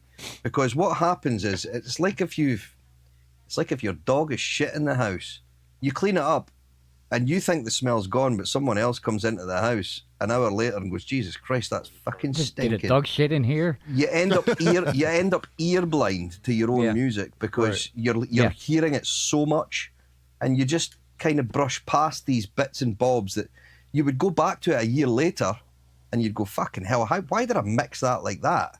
Mm-hmm. But you don't hear it at the time because you're so absorbed in your own track. And it does take these outside influences, i.e. a mastering engineer or a mixing engineer. That's where it's always good to get someone else to mix your track. But because we're all bedroom producers, we just get on with it ourselves, you know? Uh-huh. Right. Wagyu and Tone Smith are hitting it dead on. Like I depend on my friends to really. Sorry, I'm just reading Azio Head's quite analogy. I'd love to see that in a mastering book. It's like a dog shitting in your house. Yeah. But I depend on my friends and this community to tell me what's right and what's not. And you know, everyone here is a musician, so everyone has some good input. Now, whether it all sticks and makes sense in the long run, maybe not. But, you know, there's always room for, like, I would hate to work alone, just my brother and I, no other input, no other context, no other professional help. But with that being said, it takes a really good artist and a real artist who really knows their sound to say, no. Right. I respect your opinion, but this is actually what I want it to sound in this section. Right. Yeah. Right. And that is completely respectable as well, because at the end of the day, the artist's the guy that knows the painting that he wants to paint, right. You know? But there were some things I was going to cut. And you were like, no, you're not cutting that. That is the staple of the fucking song. We're not doing that at all. And it was more than just Scotty that said that. So you knew for a fact that was a staple because you had it there from the beginning of the song. Mm-hmm. So why all of a sudden are you going to cut it out? Yeah, and what I think Scotty means, or if Panda said this, you can fuck yourself over in your mind thinking, oh, this has gone on too long. We can't continuously hear this sound, and I should cut more of this out. And then you have everybody else going, no, you need to leave more of that in. You can completely fuck yourself over. It's funny because, like, I like Scotty's analogy on things because just like a sound, you can have certain things throughout the whole song, but it sounds different because certain elements are in there or certain elements aren't in there. So you can have a simple black and white background, but now you're painting a green tree with cherry blossoms, and now you're painting a cypress on it. Now that black and white background looks completely different. Right. On both aspects. Right. So just because something you are hyper focused on what's there throughout the whole song, but you're not listening to everything. else right. in that song that makes that piece different. Because I remember Kent. I remember Kent told me a story. What was the story, Kent? You were mentally fucking yourself over a piece, and you let Hans hear it, and it turned out you weren't really fucking yourself over at all. It was literally a legit piece. Yeah, I was.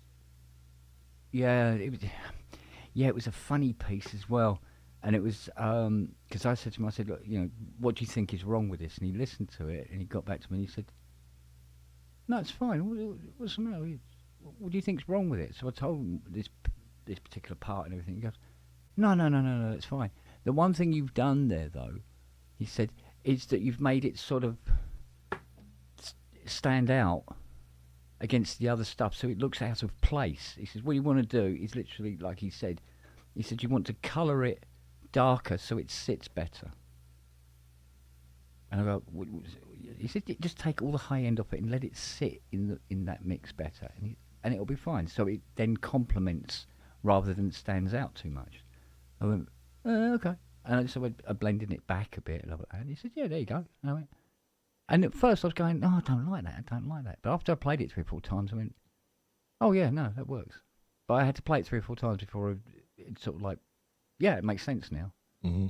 Because it's you do very this easy thing. to talk yourself into something not working. Yeah. Well, the other thing, it's something that, well, maybe I don't suffer from it as much now, but definitely used to, is the notes that I play used to be religiously important, and so nothing could change. And if something wasn't quite working, I play it to, like, even my mum, bless her, when she was alive, and I play a piece to her, and she goes, oh, I don't know about that bit there, and that's a bit, no, that sounds off to me. And I'm saying, no, it's fine, it'll be perfect, So I'm asking for people's opinion and then getting pissed off when they're making, when they critique it, and you think, well, wait a minute, so why am I playing it to them? So, and I became less, precious about the notes themselves, and was listening more, because when I used to send stuff to Richard Hilton, I mean, what Richard Hilton doesn't know about music isn't fucking worth knowing. Right. And he'll play a piece and he'll go, yeah, that's a bit of a cliche there. And you go, okay, right, make a note of that. So I'll do it differently so it doesn't appear so cliche. But although it's cliche to him, it wasn't to me because I'd never done it before. Mm-hmm. Yeah. And I'm going, that seems to be the right place to go. But obviously 3 or 4 other composers have gone, that's the right place to go before me. Yeah, and you've heard that, and then it's giving you an impression in your head. Yeah. So going back to the artist has to really put their foot down and be like, this is my sound. Right? Like, if you're happy with it and you're loving it. Yeah. That's the art, though. Like I was just saying to Scotty and Panda, that's the art of being able to know what your painting is, but being able to turn off your mind and go, wait, the painting is good. You're now subtracting things from it. I don't think anybody ever wants to be in a position of subtraction. We all want to learn, and we all want to get to somewhere where 3 other artists were like, hey, I was in that same spot, Kent. It's probably not a good look. Well, why is it not a good look for Kent? Maybe if the song was good enough for Kent to send it out to someone. I don't know what the intentions was, Kent. Was it to say, hey, what do you think about this? Or was it to say, hey, this is my style? I honestly believe that subconsciously I knew there was something wrong. Oh, okay. I think that's what it was. So you were seeking out knowledge. Yeah. But I found a much better way in the end, which is you just leave the track. Leave it for 2, 4, 6 days. Yeah. Mm-hmm. Then Yep. come back to it and just put it on and listening to it, and it will smack you in the face exactly what's wrong. fresh ears. Yeah. Yeah. Yeah. Because Which you is become a- just deaf to it after a while. Yeah, which is probably a good thing we didn't listen to Starseed today, and maybe not listen to it tomorrow. Who knows? Right. Because Right. then we can come back with Fresh ears. Fresh and be ears. like, okay, this is the direction we should be taking. Yeah. yeah. Yeah. Okay. Yeah, Fatigue and is the really a benefit. thing. It Sorry, is. on Yeah. you go, Viral. Okay. Before you start, Viral, this is for Viral and Panda, and how I'm gonna post this is probably gonna be a little bit of a calamity, but I would like Viral to try to source it out, or just really think about what I'm telling you, Viral. And Panda, when I tell you this, I don't mean anything by it. You know I love your music. I want to know if Viral agrees with Tone Smith, only because he said Marilyn is right. I've not even read. I've not even read his comment, and I disagree with that Yeah, already. Right. completely. He said Marilyn is right. Come on. That's just pandering, Tone. Yeah. You know that. Tone You know that, Smith, man. sort it out. You know. Come on. God, I mean, there's something to be said about that. Talk though. about Right. cape over the puddle. Come on. Right. Okay. All Fucking right. suck ass. Look. Truly is. Fuck you, Tony. It's all right, Tone Smith. I love you, mate. Wait, now I love he's you, man. saying- Don't worry about it. Wait. Now he's saying he agrees with Ken. He's like Switzerland. Okay. He's a good lad. He's a good lad. Don't worry about it. Okay. Can't. God damn it. Viral. What do you want now? Whatever it is, it's none of your bleeding Starting to business, do all what right? people do with their kids and shit when they got multiple kids. Right? Start calling Yeah. them by different names. You just Oh, say y'all go in the goddamn room. Where's my little cardboard thing I'm supposed to be writing down all the questions over? Okay. Viral and Panda. Okay. So, Viral, you try to help me source it out. And then, Panda, I love your music, but I'm going to use you as an extreme example because you are the perfect example Of extreme examples. of extreme examples. Okay. We've hired Viral for Panda's music. Okay. Panda's music is big, it's bright, it's loud, right? Much of the topic we were just on as far as mixing. It's loud. It's a big ass sound. And I know Panda would agree. Yeah. He makes an album, Yeah. right? He makes an album. Viral, you know Panda's style. I know 100% you know his style. Yeah, We- for sure. This album is sent to you for mixing and mastering. And to prove Scotty's point or disprove Scotty's point, what room, if there should be room, is there to mix and master his sound without compromising it? Well, when it comes to the mixing on Pandas, because he does DJing and stuff like that, you know, I wouldn't presume to mix his work in general. But if he were to put me to task on mixing his work and said, here, mix it to the way that you see fit, I would definitely run by my ideas by him when it comes to that sort of thing. But mastering is kind of a finite thing. That's why it's so cheap. You know, the typical price on mastering is like $25, $35 a song. You know, it's not very expensive. I mean, you can get up there as far as mastering engineers go and stuff like that, you know, if you're going to a studio with a big room. But I mean, even those engineers don't charge very much for mastering because it's just all about math and, you know, frequencies and stuff like that. Now, with some of the harsher frequencies in Panda's music, a lot of it, you know, could be done or taken care of or tamed without the use of heavy compression and stuff like that would kind of squash the sound and, you know, all that other stuff. And I think that's, you know, speaking to what Scotty's point was earlier about the way that the industry has for seemingly the past decade kind of created this or attempted to create this standard of mastering to kind of leave everything at a certain level. But what it did is applying it across the board ended up squashing everybody's sound.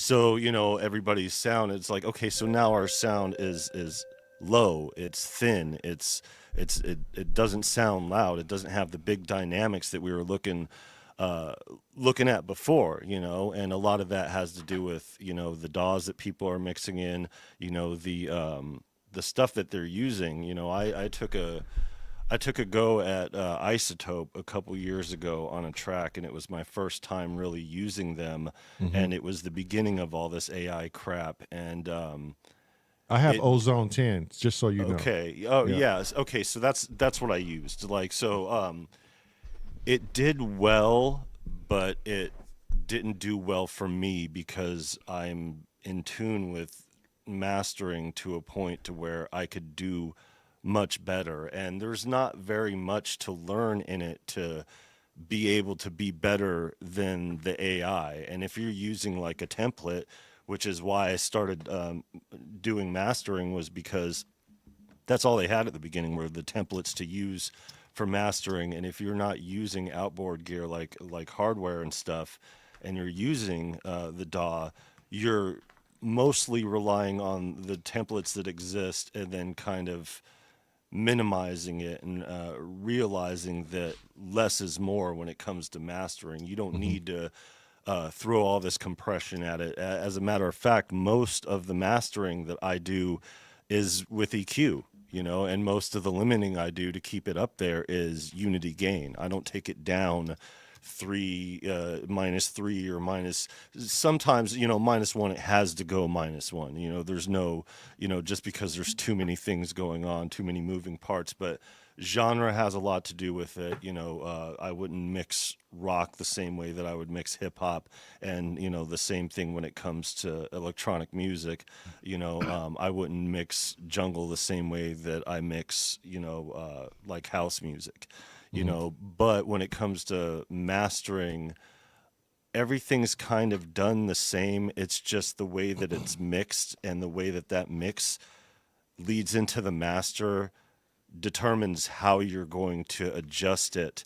And if you're relying on a template that already exists or AI to do it, then you're losing all the character that exists within that track, and your capabilities just kind of leave the project. So instead of you doing the work, it's doing the work, and then it's doing the work the way that it would do the work. And the way that it would do the work is not as good as human beings right now.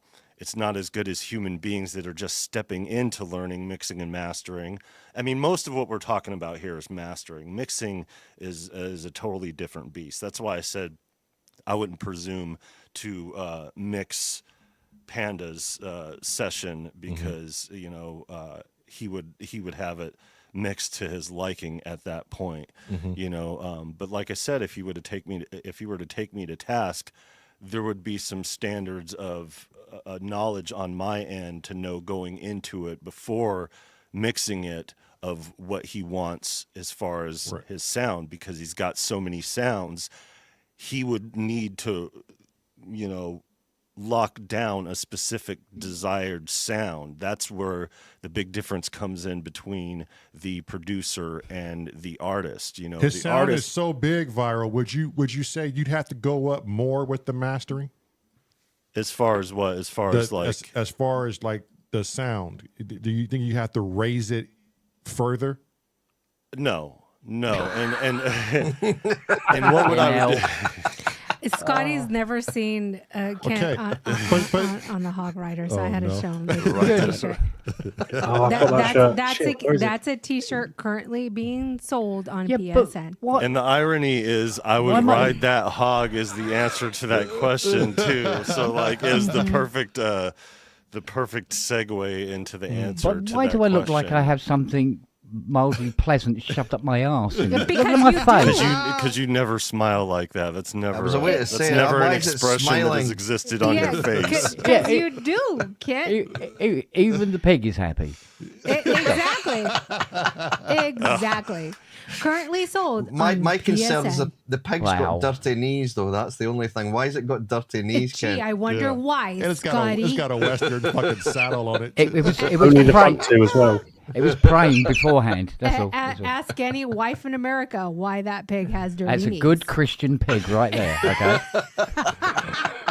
We're never gonna fucking be monetized. Right? But There's a reason why I got Kent on my chest over here. You know? Well, that's what started this Say whole with your thing. chest. Yeah. Damn you, Robbie. damn you to hell. Okay, but that's part of the thing that Cresshead was talking about, Viral, is if you look, if Panda sends you an already mixed track on how his preference is, you know he's a loud artist.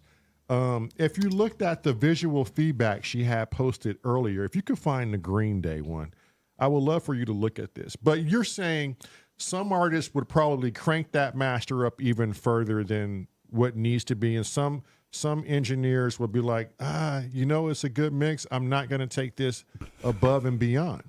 Well, when you're using hardware, it's always louder than, if you were, dictating using software, and also the genre, like I said, it's a big difference because with electronic music, there is a very specific standard, but you don't want to squash those dynamics down, but they keep theirs at a very low, like luff rate. I don't like luffs. They're talking about luffs. Right.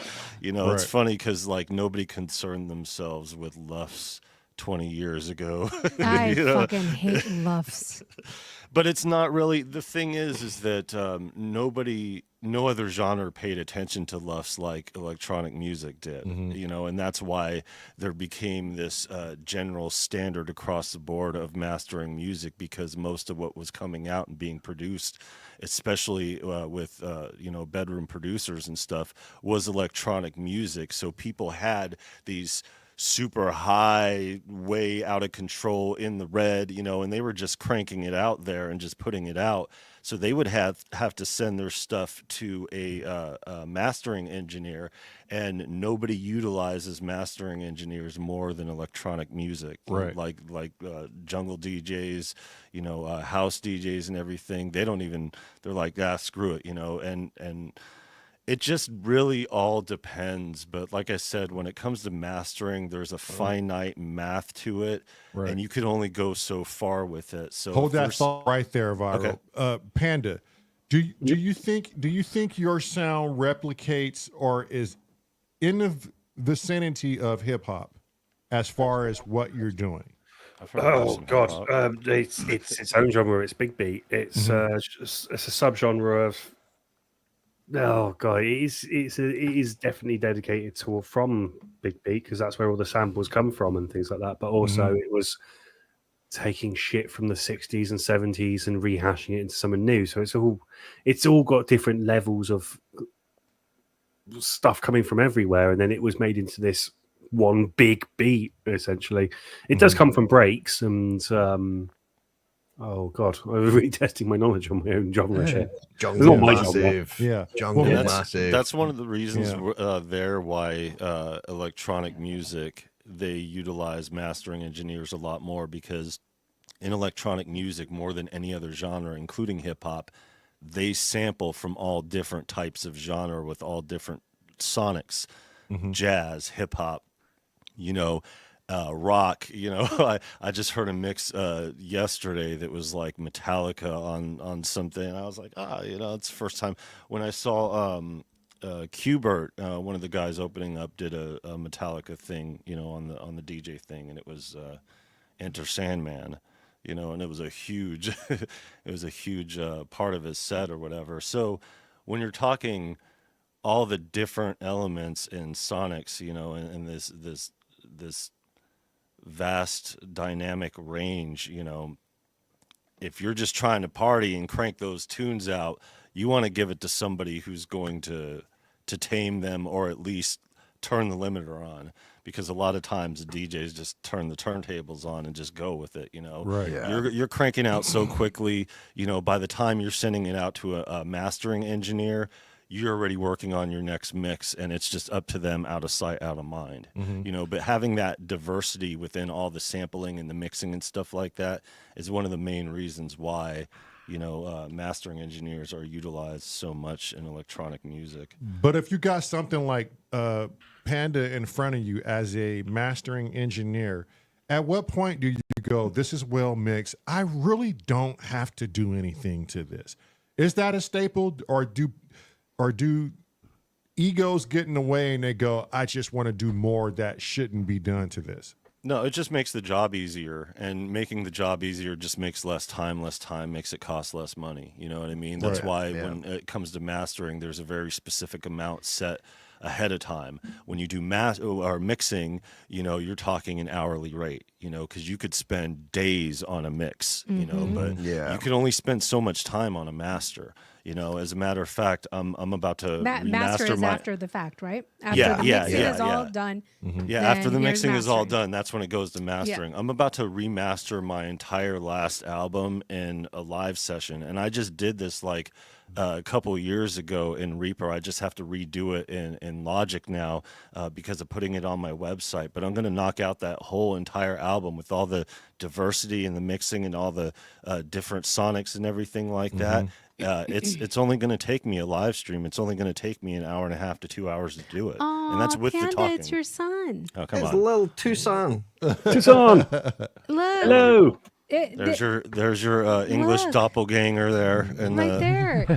the Scotty, panda tell me fuck-up Panda specialist. doesn't look like, or Little Tuscan doesn't look like Panda. Here, look at this fucking hair. Oh, It's wow. starting to tame Right? down a little. Yes, But thank look how you. tall he It's is like- now. It's like Look Panda's mini-me. This is how he is on me. Yes. Like I'm 5'10" right here, Yeah. and he is up to here on me now. And he's already 8 years sampling old. like Panda. And does. He's probably the same height as me, Viral.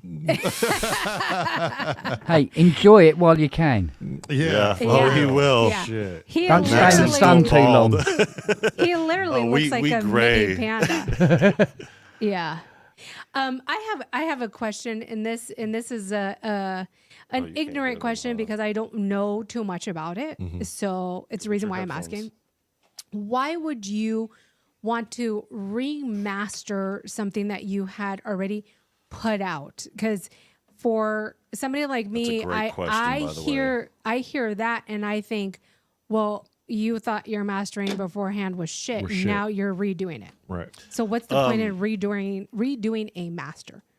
Because I mastered the album when we were homeless and Well, just in general, during COVID. like not just directed to you. Oh, okay, but, yeah, just in general, like I hear a lot of people saying, "Oh, this is the remastering of so and so album." Well, why?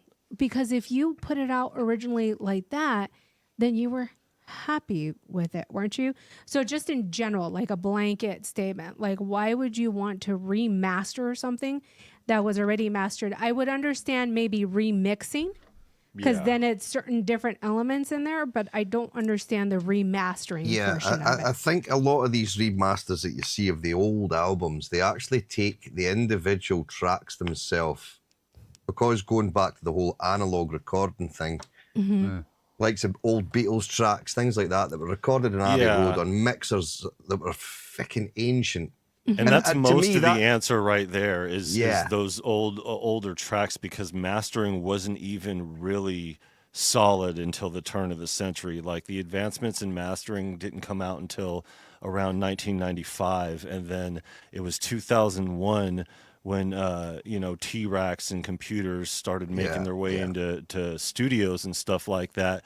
So the whole thing these past 20 25 years have been all a learning curve for everybody Technology-based. in the industry. Yeah. In a Yes, sense. right. and Gotcha. taking advantage as the And technology noise changes. reduction So developments as well.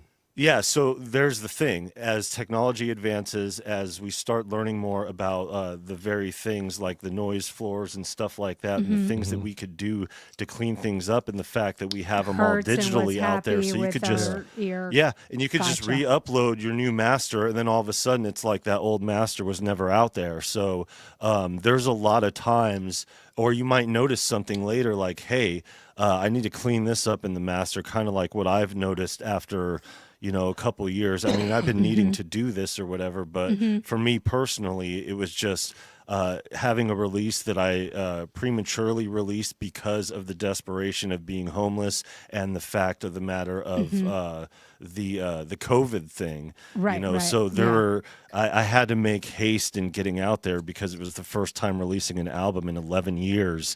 And, it was a big mistake, by the way, of doing it that way. However, on the other hand, the advantage of that is that now, even though I am working on this album that I'm working on, I have this album to go sell and promote and tour and do everything that I didn't get a chance to during the COVID. But I don't want to do that Right. with the old Sonics. I want to do that with Right. the new Sonics. Hence the reason Yeah. why I am currently remastering. So it's kind of like oil painting versus water painting, watercolor painting, or chalk, like pencil drawing stuff. It's yeah, all that's a different. good So one. so if you want to do something renewed, water to oil, then you have to redo it and brighten up those colors. Right. Let me get Right. some of the let me get some of the chat comments because they've been saying some really good things here. Where do we start? Apollo Hanso has a great one. We gotta shout out that. Viral Beats, you're a great dad like mine was. Good to see. Yeah, for real. Jeff. Bring in the sun in the studio. Chrome said TC Finalizer shit. came along in the 90s. There you go. Right. See? Yeah.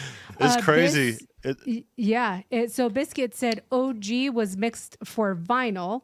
A Yep. lot are remastered for CD Yeah. and stream. So this is the big thing here because the older Dynamics and the older Sonics sounded better, but when that conversion happened into digital, they didn't sound as good because the players and stuff like that we used were a lot different. When we transitioned to a flat frequency response and the industry decided on that as well, it came to a point to where now we all have limiters so we don't blow out our receivers and stuff like that. Right. And people are like, oh, why can't I get this crank it up like I used to? Because the technology right. just isn't what it was before. Converters cost money, tube amps are rare, especially when they're individually different. You have to remaster it so it doesn't sound like you have a blown speaker. Yeah, and that's the thing too. Right? Like another thing with the remastering part, to go back to that, is the technology of referencing has also changed. So even though you still have, old hardware, it's just we have realized that you can tune your ears, and when you tune your ears, you could tune the technology to your ears, and as the technology gets better, you realize that you could kind of work in sync with the technology to create something that is commercially viable and widely accepted and celebrated as music. And that's really the goal for all of us as artists. It's just when it comes to music, it's a niche of a niche. When it comes to mixing and mastering, it's such a smaller group. There's only a handful of mastering engineers. That's why companies usually delegate it to a department, or now there's trying to get the AI to do it because most fit within a certain box to where those templates will work if they create that standard. But we're starting to realize that standard is not good, and a lot of us are realizing, hey, why did this old stuff sound better than this stuff, but the old stuff wasn't. That AI stuff, I think, is geared to like what we hear in mainstream radio stations, like your Taylor Swifts and Because all of Taylor that. Swift is like, to me, it's mixed loud as fuck. Yeah. Yeah. Chrome has a great Wait, question. hang on. And Before she can't sing. How does one master Yeah. for surround? Wait, hang on. Before you answer that, let me get to three more of the comments here from Tone Smith, Azio Head, and Wagyu. Tone Smith says the remix of that old stuff didn't happen because the tapes were gone or damaged or have been recorded over. No one needed to preserve that stuff. Digital changed that also. Azio Head said TC Finalizers was not the start of the mastering, just the first step in a do-it-yourself and one-box solution. Yeah. Wagyu said, which is also why I still prefer having files and physical media. No risk of the musician coming back and George Lucasing the tracks against my wishes. Yeah. Yeah, and that was George Lucas was the worst example of doing that, because every time the technology changed within his own studio, he's like, let's put this on the new one. Let's put this. So like they did the Star Wars re-release and then did it like 3 years later after that. So Panda just answered the question, really. Surround usually has to do with if you have at least a 5.1 reference. A lot of them use the 7.1 and stuff too now. But you have to have a system to master in surround. And now they have the headphones that go with the spatial audio stuff. So you could probably do it in headphones if you have spatial audio headphones. They probably run like $900 or whatever the hell. Oh, yeah, right. It's like I insane. wanted to ask a question, and I'm glad Viral brought it up already. What does everybody think about these new AI softwares out there for mastering, mixing and mastering, but specifically mastering? There's some backed by like Sony companies and stuff like that who like guarantee an awesome mastering. Yes. Like Awesome's an opinionated word. They keep using these opinionated words in their marketing. It's like, and at the end of the day, isn't it all based off of opinion anyways? Because somebody could come to me and be like, "Oh, this is a complete mix and master song. What do you think?" And I, for my ears, can be like, "That sounds like shit." I'm with Biscuit. It needs a human touch. But go ahead, answer it. Yeah, no, I'm 100%. again it. I really, when it comes down to it, I get it, because so many people and artists are just doing it themselves. And if they're doing it themselves poorly, you need an industry standard out there to do it properly. But that's not the right move here. The right move is teaching the proper techniques and using the right technology, not creating a standard which is a substandard that creates another substandard, and before you know it, you have all the squashed music, which is what people are starting to wake up to now the past couple of years, and realizing, EA Ski was a big voice in that conversation beginning, because people started realizing, oh yeah, my MPC doesn't sonically sound good. And as a matter of fact, it doesn't sound sonically as good as a lot of things out there. And you're like, oh, okay, this is why. We started learning after that, and a lot of these conversations come up, the reason why it doesn't sound as good as it used to. For playing devil's advocate and in defense of AI, not everybody has the luck and the abilities, the finances, or just the luck to come across wonderful people like S.O.R does. Example, Scotty, Panda, Kent, and Viral right now, right? Not everybody has this ability to be able to communicate with these brilliant people and have them help us in the mixing and the mastering of an album. Right. So with that being said, I think some of these AI stuff can help those. There's be some benefit somewhere. Right. Yeah. There will always be a benefit somewhere, but on average, when I get a track mastered, I can range, depending on who I use, anywhere from £40 a track to £100 a track. Generally, it sits around £40 to £60 a track. That is not a massive amount of money. By the time and that's getting the human touch. That's someone actually listening to your music, who knows what you're all about, will send you.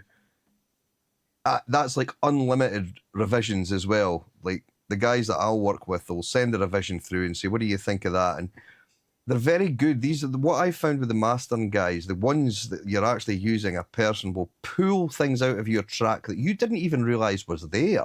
Right. You knew it was there, but you didn't really know it should have been more prominent. It sounded like that in the track. Yeah. Right. You maybe just didn't quite pull it out enough, but it was there. And he's heard it and went, oh, I'm going to pull that out a little bit. And then you get the track back, and all of a sudden you're like, shit, that sounds even better than what it was when I gave him it. And if you get a good mastering engineer, that's what it's. You'll do that. That's the type of things that anyone that's doing mastering will be listening for. Whereas us, as sort of the ones that are writing the stuff and recording it and mixing it, we get that ear blind thing going again, and you just don't realize. Yeah. So you're saying a human element will be able to pinpoint certain things that AI wouldn't necessarily know, because that person that you sent your master to is already accustomed to your music and kind of knows where you're leading to certain stuff, where AI really doesn't know shit about you. See, that's kind of not the thing though with mastering. With mastering, a lot of the times you're getting it blindly. You know what I mean? That's why so many companies offer a mastering service upon leaving. Like if you get your replications and stuff like that. But Scotty was saying, like, if you have a relationship with this one particular person who masters your other stuff, they kind of get a sense of what your music is. Panda or Chrome, can you guys look to see if someone did a comparison of this is AI mastering this song and this is a human mastering the same song? All over the zeitgeist. Let's see if we can't get a audio representation of what AI is doing and what I think maybe we should do that. Like, once we're done with the album, once we're done mixing with everything and we're going into mastering, we should just pick one song. Right. And master it with a human being, and then take that one song and master it with AI, and compare the two. Yeah, that personal touch is a really big thing. Yeah. I agree. I think so too. Yep. I mean, who knows what? Okay, a lot of things have to be based with. I'm sure AI is listening to frequencies and it's doing some kind of a mathematical equation to figure out what should be what and how it should be. But at the end of the day, it's not going to account for emotion, right? Exactly. So if you have a person like Kent Spong who does a nice piece, sorry, that was me. You know, how is AI going to say, oh, this is what Kent Spong's trying to convey? It can't. I don't think it can either. Right. It can guess. Yeah, because I mean, at what point do we have to start feeding the AI commands to personalize it towards what I disagree. I disagree. Like, hey, I disagree with that. I can't statement. Dude. So just what can't? Go ahead, Panda. Sorry. Very quickly, just literally Googled it. There's trying to find someone who isn't a bloody AI mastering service trying to tell me the pros and cons. The only pros, I know, right? The only pros they've got for AI mastering is it's cheap, it's quick, and it's consistent. Now, so's real mastering. Yeah, is that consistently good or consistently bad? Yeah. Oh, it didn't say that. Well, obviously, it's not going to say consistently bad. It's trying to promote.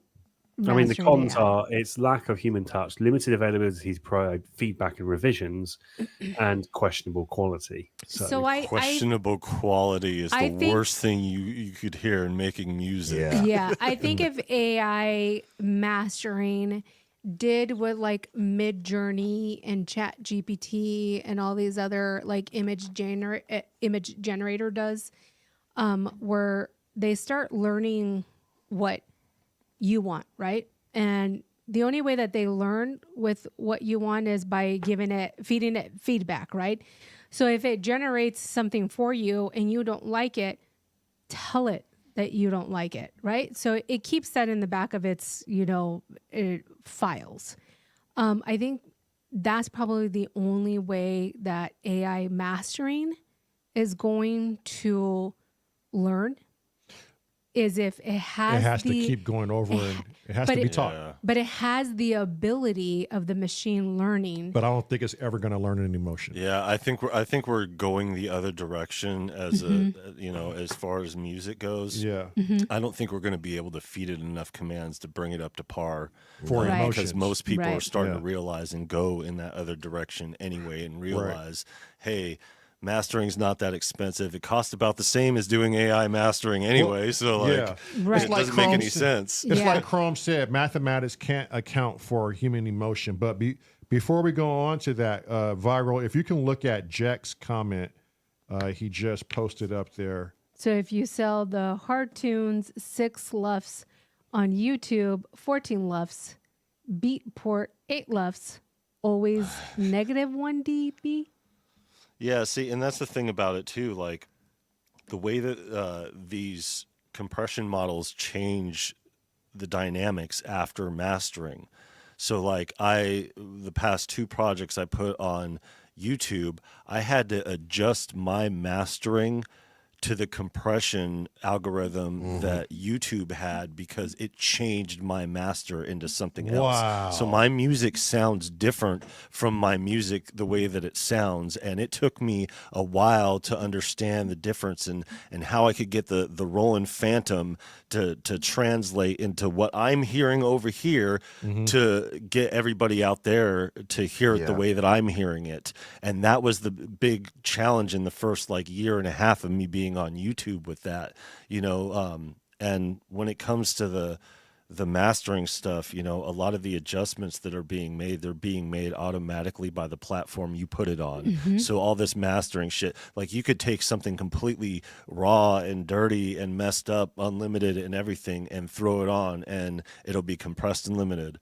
Like you will have some standard of mastering no matter what platform you upload to. So the whole thing is trying to gauge the difference between the digital and the physical elements of it. Yeah, it took us, almost a solid year to figure out why the fuck YouTube was making our It was it was almost like it was downgrading the sound. our songs sound like shit.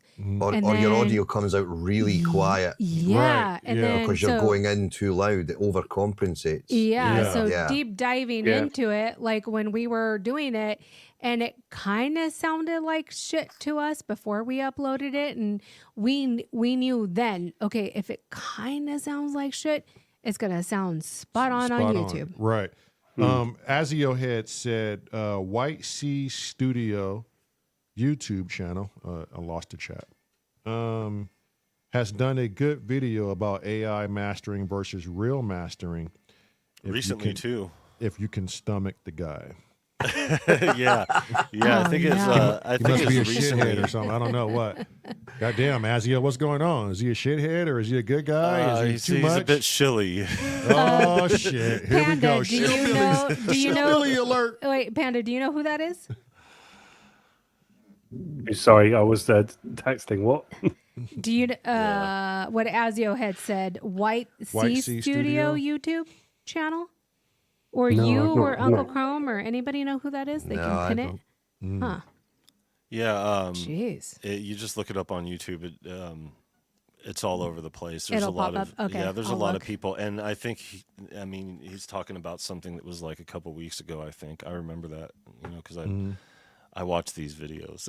I like listen to these guys. I like the fact that he said if you can stomach the guy. Yeah. It's Is he a long-haired, brown Yes. hair? Okay. Yes. Okay. Oh, and clickbaity too. Good God, Azio. Jeez. But he must have something relevant to say if Azio continues to go and get knowledge. So can't be all that bad. yeah. Right? When Weaver goes and scoffs, you know that you're a bit too shilly when you get a scoff from Weaver. Like, Uncle That's Chrome bad. posted a really useful tool, actually, a loudness penalty on website thing. It tells you how many decibels YouTube will turn it down, Spotify will turn it down. Oh, that's I put- great. Yeah. Yeah, and I just put in tonight's hardware jam thing because it's the first thing in my hard drive, and it turned it down 2 decibels. Really? Can you? Yeah. Did he post it? Oh, here it is. Is it here's Ben's take? Is that the one that? No, I'll just post it in chat. Okay. My master goes down from my end by 0.1 dB. So I have that discrepancy. So I always have to compensate for the 0.1. That's But it's wild. nothing for what the with the compression algorithms and stuff like that once it reaches the YouTube end. I remastered my last music video, I think 13 times because of that compression algorithm. That's insane. And it was because I had to make an adjustment on my side that was taking it back to the recording, and I wanted to get the video out, and I was already done with the video, so I was like, let me just try to adjust it here.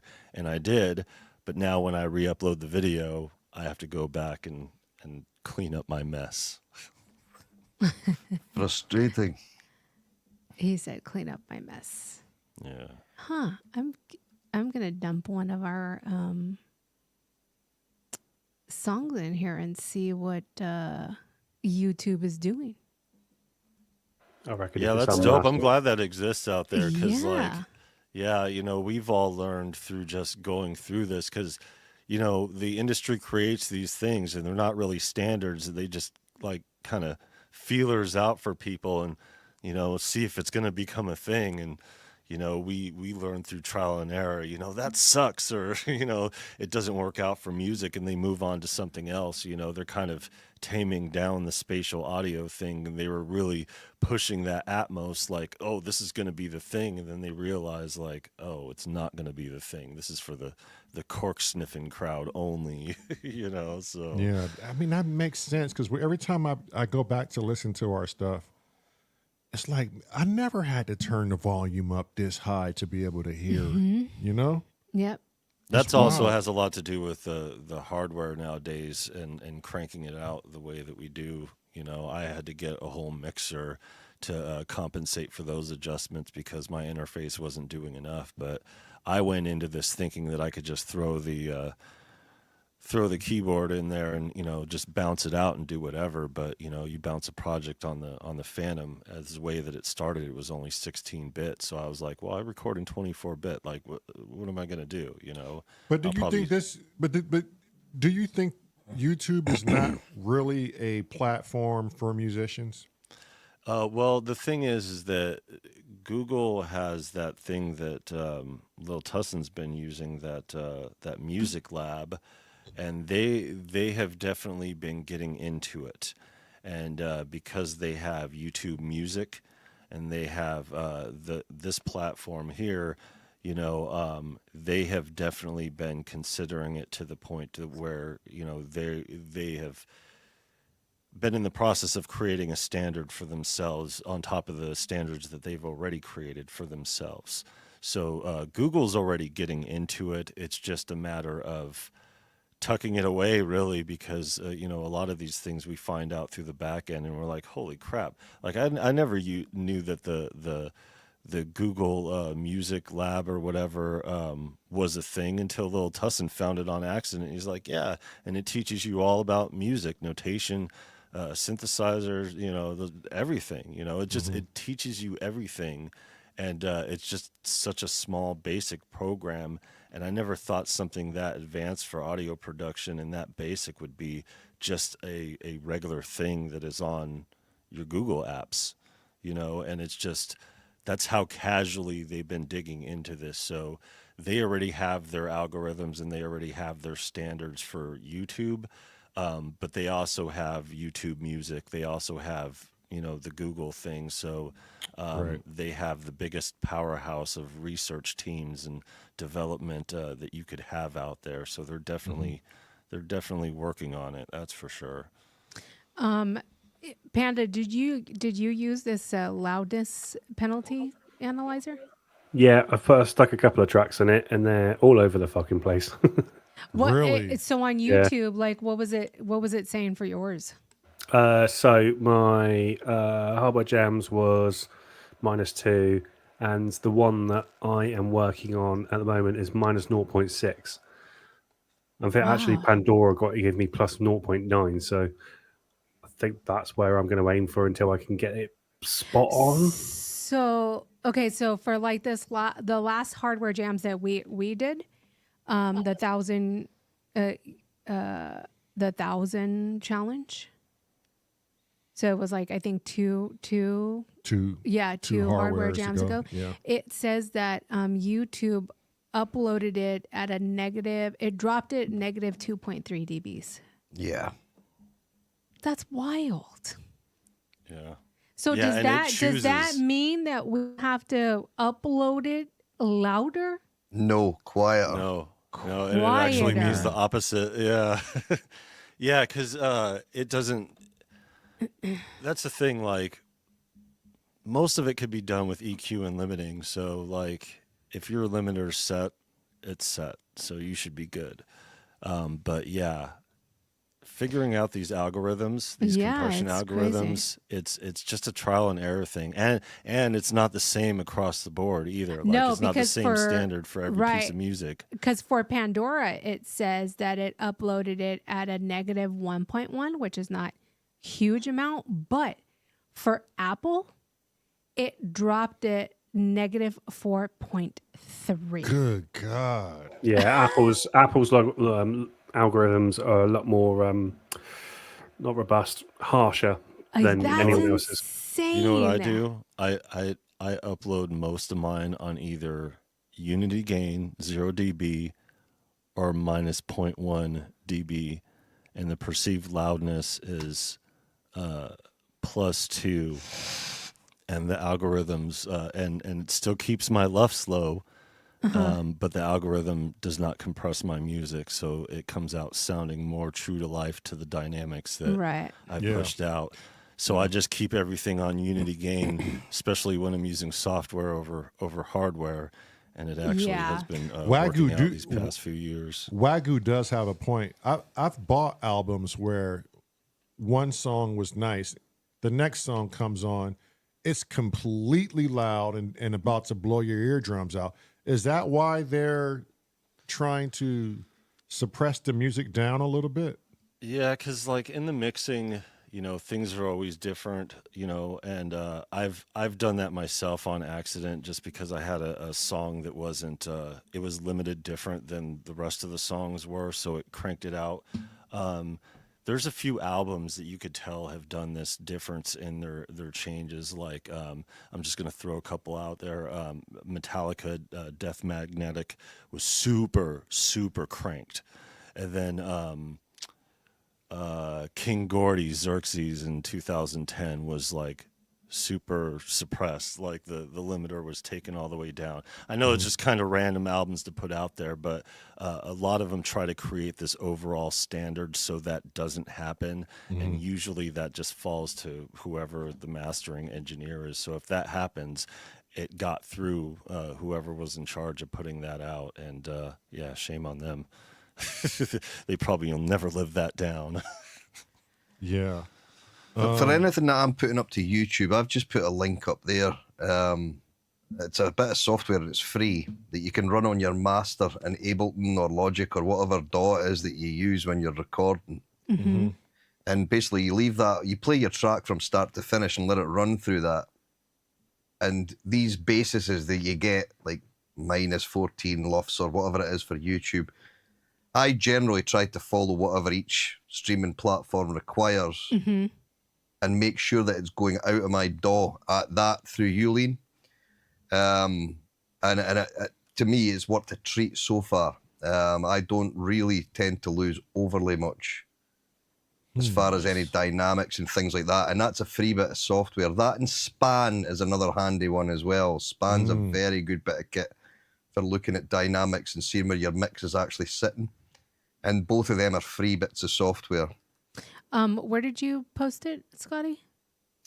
Just in the chat. I'll paste it again. There it comes now. In our private chat or the regular? No, just on the regular. Oh, you're not a mod. Hang on, wait, let me find it. So just post it in the private chat in the StreamYard, and then one of us can post it in the regular chat. Ah, okay. Yeah. So just in the private, yeah? Yeah. Oh, I've already got it. Oh, you got it? Wagyu, talking about the Metallica thing, you know, the way that Lars kind of screwed Justice for All up by taking out the bass and then Justice for All, because if anybody knows their history about Metallica and Justice for All, like they pretty much like tucked the bass throughout that entire album. I think they put it out like they remastered it later, but it was a very specific request from Lars, and it was just it was messed up the way that it went. So I could imagine that, you know, it was kind of similar with the Death Magnetic thing, you know, with him, that guy. Anyways, sorry guys. I just addressed what Wagyu was saying. Okay.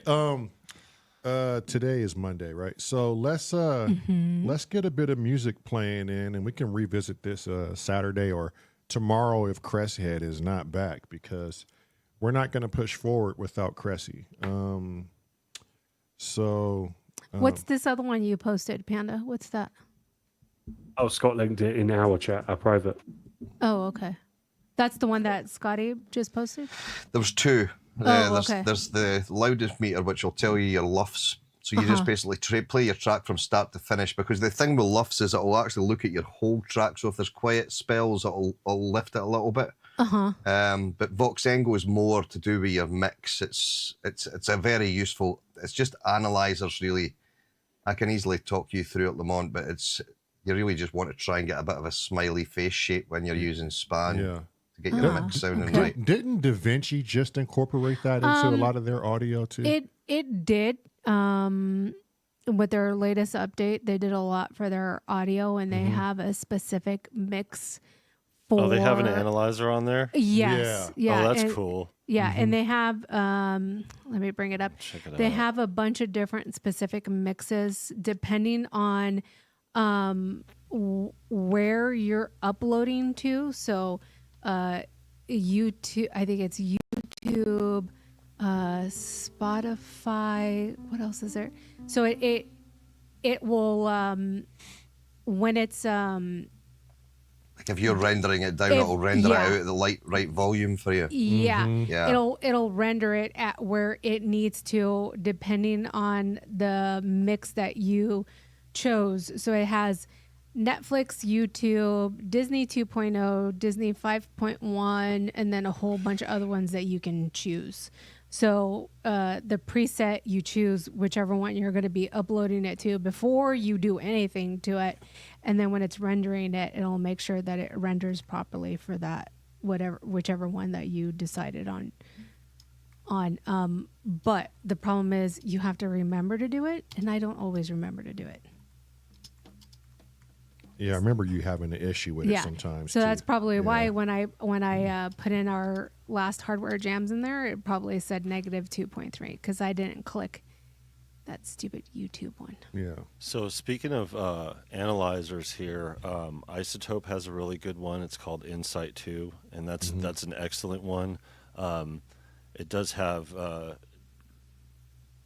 problematic issues every now and again when it comes to certain plugins that interacts with like DirectX Drive and stuff like that for Windows. But IK Multimedia has a really good one too.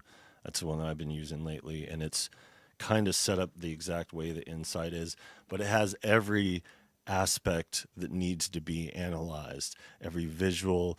You guys will see it if you guys look at the remastering that I'm going to do on the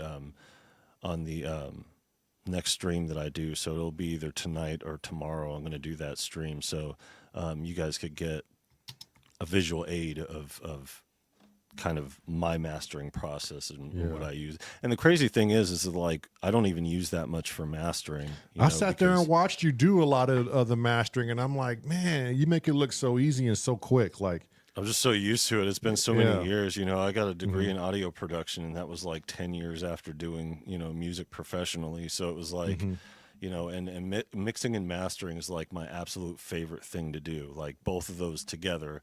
But people loathe mastering, and I am the exact opposite. I love it. And there's something about having the final say in a piece of music sonically that just really appeals to me. And just putting those skills to use, it's I don't know, it's fun for me. It's when you get the wow from the artist, I would imagine, as well, viral. right? Because, Yeah, that feedback. the artist thinks they're finished with the project, and you do your little bit, and it's just like, wow. it's just that icing on the cake at the end of the song, you know? Yeah, and a little bit goes a long way, you know. Yeah. Even just turning the EQ up like Less 1 is dB more. in a specific. Yeah, less is definitely more when Yeah. it comes to mastering, especially. Yeah. So what's your preferred dB to receive a song in? Is it -12, -6, -8? Where do you prefer to give? How much headroom do you prefer? Are you talking to me? I Yeah. don't care. I'll take it however it comes, you know, because however it comes, you know, you're able to do whatever you need to do with it. So, you know, Sure. there's never a thought like, hey, make sure it comes to me a certain way. You know, usually Yeah. when it comes down to the mix, you know, you take it however it comes and then do whatever adjustments are Right, needed okay. at that point. Yeah. You know, there's And- not really and- yeah. a We preference when it definitely- comes to mastering engineers. We definitely need to have a conversation with you, Scotty and Cressy. I think we can add him to the WhatsApp producers thing we have going. Who? Viral. Oh, okay. Yeah. Yeah. Because I think he really needs to be in there with us. I think at the end of the day, like you really have to have that really good relationship, like Scotty said earlier, with whoever you send your music to master. Because we had sent one song to somebody to master, and it was kind of like, okay, let's see what you can do. And there was back and forth communication and what we liked and what we didn't. And we did, Scotty, what you said, or maybe it was Viral, somebody said it, where you sent them a piece of music where you thought this is how it should sound, right? Yeah, Like, yeah. okay, yeah. And we did that, and literally the song came back, and all three of us hated it. I wouldn't hate, it's a strong word. I hated it, and I know Lamar did. Yeah. I was just like, Because it sounded nothing. like what we sent them. Yes. It was almost a completely different song. Yeah. It just didn't sound like our style. And that's And crazy. I think when, that goes back to what Panda was saying, because a lot of these guys will go out there and they'll master a track by looking at a screen rather than using their ears, you know? Yeah. Yeah. Yep. And that's a dangerous way to do your mastering, because We did not recognize our song. No, at at the all. end of it. I was like, what is sucks. this? yeah, I feel Yeah. like you can lose clients. Yeah. Yeah, that way. for sure. Yeah, because you want the exact opposite desired effect. Yeah, You want, Right. you know, oh man, you really Right. brought that track to life. You know, you want Yes. that Yeah. to be the Yeah. impact. Yeah, and you want the, oh my God, I Yeah. almost forgot I put that instrument in there until you did this. And it was I forgot what he called it, but I'll tell you how much we paid for it. yeah. It was a mix and mastering first off, and we paid $150 for it, One song. one song, Yeah. And it was, and it came back not our song. and Lamar and I looked at each other. Let's do you still have it? I don't even remember what song it was. It's in my email. What was the name of the song? It was I don't remember. Bourbon Nights. It was Bourbon Nights? Yeah, I will. We'll play it tomorrow. Yeah, Fuck, I need to send you guys an invoice for tulips now. Yeah, fucking for real. I'm gonna pay in Fuck. I'm gonna pay in I'll Marmite. pay for that, Scotty. Fucking A. My deal. I'm paying in Marmite Mm-hmm. and Vegemite. And Still want to send that invoice, do you? Still what you No. still wanna send I'll You still take wanna it send all back. I take it all back. And let me see, how many ounces is this? It's like the smallest ounce. Oh, it's the 125 gram one. That's all you're getting. I'm going to bounce. I've been stood up for 4 hours. Oh, Your back will be yeah, broken. you're done. It's not that bad. Mm. You've all got comfy chairs. You're making me jealous. Thanks. I know that's why I'm I was- standing I up too. I was- don't have a comfy chair Yeah, I either. was standing up. It's good Com- for the comfy back. chairs and beer, Panda. I Thanks was for in coming, the though, Panda. replacing my chair camp of that Yeah. question. Thank you, Panda, for coming. Yeah, Catch you later. Love you too. it's always good to have you here. Always. Bye. man. It's okay, Love buddy. you. No, he doesn't. He's lies. All right. I got the I got the Solar 42 going tonight, and it's all of them are Scotty's already having right. fun. All of them are droned to the key of C. Go And, on, Scotty. They're single notes droned, so they're not chords.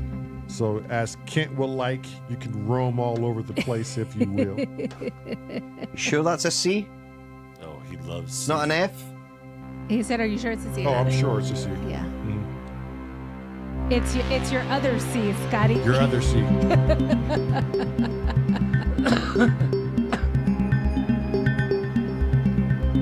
Good night, Vicky.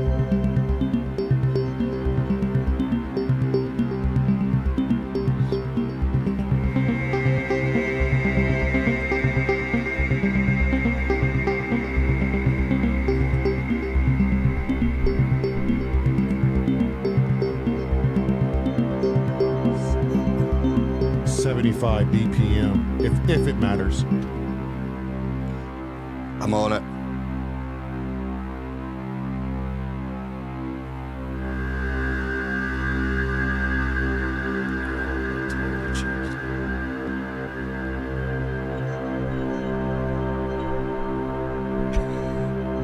It's keeping me awake.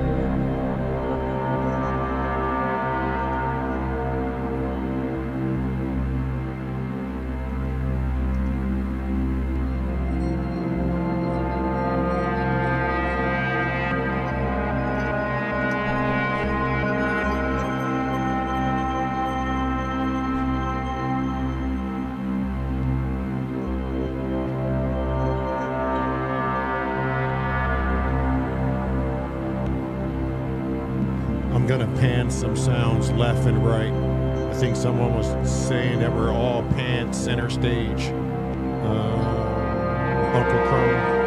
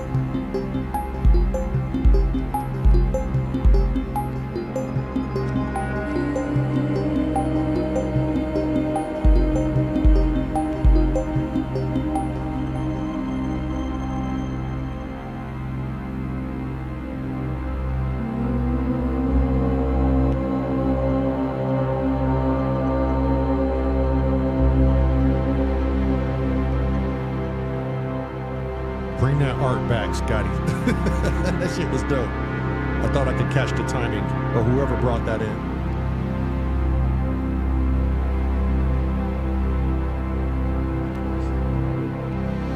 Yeah, it was me. I thought I'll take it off if you're trying to get a beat going. It might be hard to match, but we'll try. Yeah.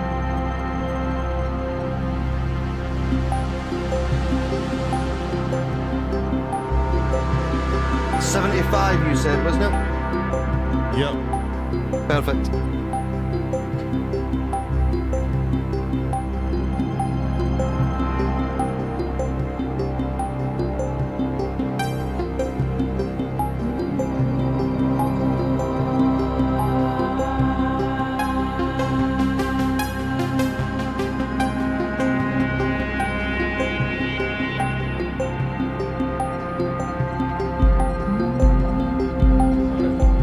I'm gonna try to nudge it.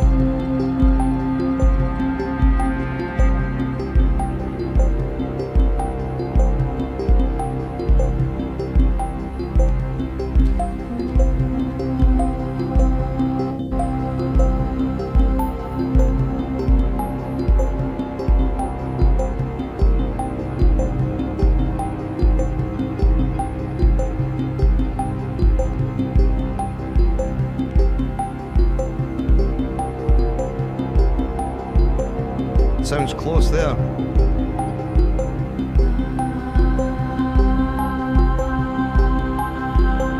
Yeah, I just kept nudging.